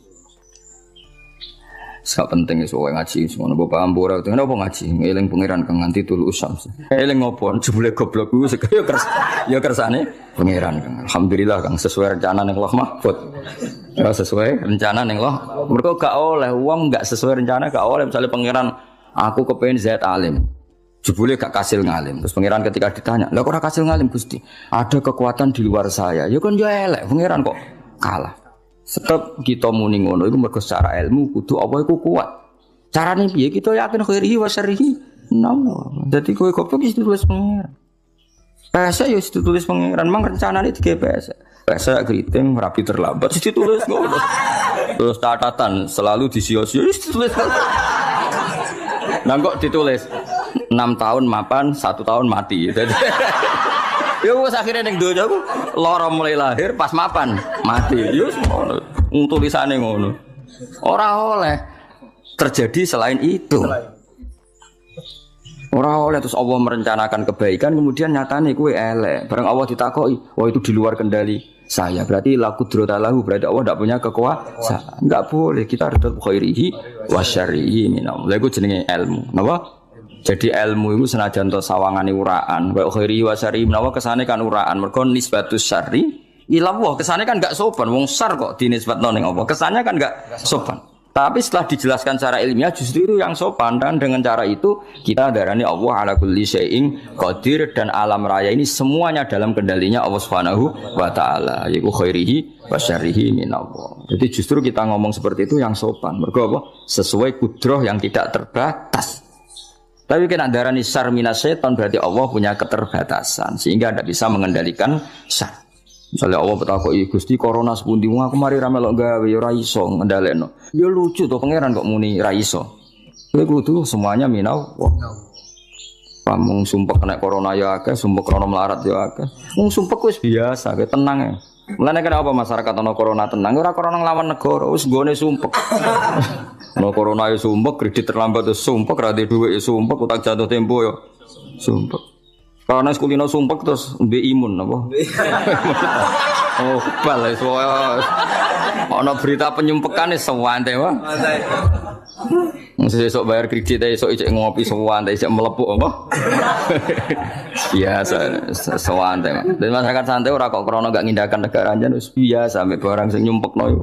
Yes. Biasa. Zaman dijajah Belanda wong Jawa anak akeh-akeh. Tenang soal Belanda jajah penjajah tetap anak tetap akeh. Terus orang Indonesia luar biasa bisa ngelola kesumpekan, no? Bisa ngelola apa? Kesumpekan. Buyut-buyutmu itu, wong awam-awam bojone akeh-akeh. Padahal zaman Belanda, kok kobere, wong padahal dijajah. Oh dijajah kok kober wayo. Wong awam-awam. Takono buyut-buyutmu. Sing awam-awam sebut. Ya ono sing tau rabi ping 6 ping 7. Pegatan rabi meneh, pegatan rabi. Wong zaman ngono ya kok payu rabi. Ke rahmat Allah tidak terbatas. Sahabat di sedunia ngene iki nganti kiamat. Ngajare Bambun malah guyone Donya pangerane sitok mulai Adam nganti kiamat ya padha. Pangerane padha, pola-polane ya padha. Jadi ya paham ya eling-eling. Dadi kabeh nganggo ilmu napa? Fakul luman mengkotis kabehane wong kulifa kang den mukallafna sapa mansaran iku wajib ali ngatasi manapa ya arifah. Ya alif ngaten iki teng ilmu jenenge ilmu alif lil itlaq apa? Alif lil itlaq, alif go ngelepas swara. Hakikate kan tanpa alif mergo wajib fi'il madhi sing mufrad mudzakkar, paham ya? Umpama ora nadzuman mboten usah napa? Alif. Maksudnya alif di sini bukan alif tasniyah, napa? Lil itlaq, eling napa? Itlaq kados alif tengene Quran sing go tambah-tambahan kan kata. Mestinya enggak pakai alif. Tapi karena lil itlaq dikasih alif kados napa sing terkenal itu kanas qawariro napa kanas qawariro min fiddatin qaddaruha taqdira mestinya kan kanat qawariro bila alif napa mergo iku sigat muntahal jumuk jadi kanat ana apa fiddah iku qawariro paham ya tapi Qur'ane kita ditulis pakai alif mulane nak waqaf kanas qawariro kanas qawariro tapi hakikatnya kan tanpa alif. Mulane sing kedua berhubung ke akhir ayat ya bener-bener tanpa alif. Ya padahal lafadznya sama. Nah, jadi ini sebagian qiraah ya inna a'tadna lil kafirina salasila wa aghlala wa sa'ira.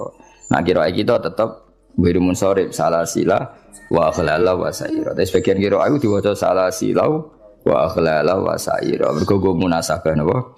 Munasabah. Itu di Quran banyak apa? Nah, jadi jenenge alif lita kata sila. Alhamdulillahilladzi qad waffaqa. Ya kan? Alhamdulillahilladzi qad waffaqa lil ilmi khairu khalqi walid tuqa. Kan enggak mungkin alif ning ngono tasniyah wong bali teng apa napa? Jadi nak pas maca nasar artinya ya kudu cepet. Alhamdulillah alladzi rubadidat qad waffaqa. Kan teman-teman maringi taufik sapa Allah. Tapi nak ning naduman alhamdulillahilladzi qad waffaqa apa? Ah itu jenis apa? Alif itlaq, eling apa? Alif itlaq, alif gue ngecolo swara, ben nyaman maksudnya nadzuman itu ben nyaman. Terus ngendikane Rasulullah sallallahu alaihi wasallam ngendikane la yazalul mar'u fi fushatin min dini malam yusib daman haroman. Balen malih nggih. La yazalul mar'u fi fushatin min dini malam yusib daman haroman. Seseorang itu boleh serilek-rileknya dalam beragama asal dia tidak punya masa lalu mengalirkan darah yang terhormat. Gamane cara Jawa ora tau mateni wong, ora tau mateni wong, ora tau mateni wong mukmin utawa ora oleh mateni wong sing muahad atau musaman. Ya ada aturannya lah. Jadi kalau sampean urip ora tau mateni wong iku wis cara beragama iku rileks karena fifus satin mintin. Nah, tentu mateni itu ada banyak sebab, di antaranya fatwa yang ekstrim sehingga ulama dulu itu senang diguyon sampai keterusan saiki. Jadi kabeh wong alim khase sering guyon karena memang menghindari omongan penting. Kenapa? Karena sekali omongan penting ini kadang yu'addi ilal fatwa bitaqatul. Takutnya fatwa itu ekstrim kemudian saling apa? Saling bunuh. Sehingga masyhur itu ada pepatah bahwa statement ulama atau kolamul ulama, penanya ulama itu ahaddu minas sayf, lebih tajam ketimbang apa? Pedang, karena bisa menimbulkan macam-macam. Sehingga dulu banyak ulama kalau bab jinayat itu sudah tidak mau baca bab jinayat. Jinayat itu karena ya takutnya fatwanya itu ekstrim. Ada beda zaman Nabi itu kan enak ya. Sing Kanjeng Nabi mesti bener ya. Musuhnya Abu Jahal CS mesti salah ya. Tukaran saiki wis gak seru. Tukaran mbek kowe repot. Masih aku musuh sampean iki sowe bener sampean. Wong ora tau urip ora tau seneng mbok musuhi ku piye ngono dadi. Kan gak penak. Ya jalan misalnya kiai tukaran mbek santri. Wong mesti kan normalnya bela kiai ini mergo luwih alim luwih bener. Tapi kan cara pandang lha iya sing bener kok mau ngalah. Iso wae sing disalahno pangeran iku sing saiki wong tuwa tukaran mbek anak, kira-kira wong nyalahno sapa? Nyalah orang tuane apa anake? Cara kowe dadi hakim. Wong tuwa kok wani anak, kualat ngono yo ya lucu. Dene kan anak kok wani wong. Tapi wong tuwa kok wani anak, wong tuwa model opo? Anak wani wong tuwa ya anak model opo? Ya model milenial model. Tapi potensinya itu sama-sama salah. Sehingga ulama itu mulai dulu itu menghindari ngendikan penting itu menghindari karena ya tadi takut fatwa itu. Saya ulang lagi ya. Jadi seseorang itu selonggar-longgarnya dalam beragama asal tidak pernah membunuh, tidak memburu darah yang seharusnya tidak terbunuh. Terus kalau masalah ibadah itu Allah ngambilnya sholat. Awwalu ma yuhasabu bil mar'u napa? As-sholat. Pertama yang dihisab itu sholat. Jika sholatnya lolos, maka hisab yang lainnya napa?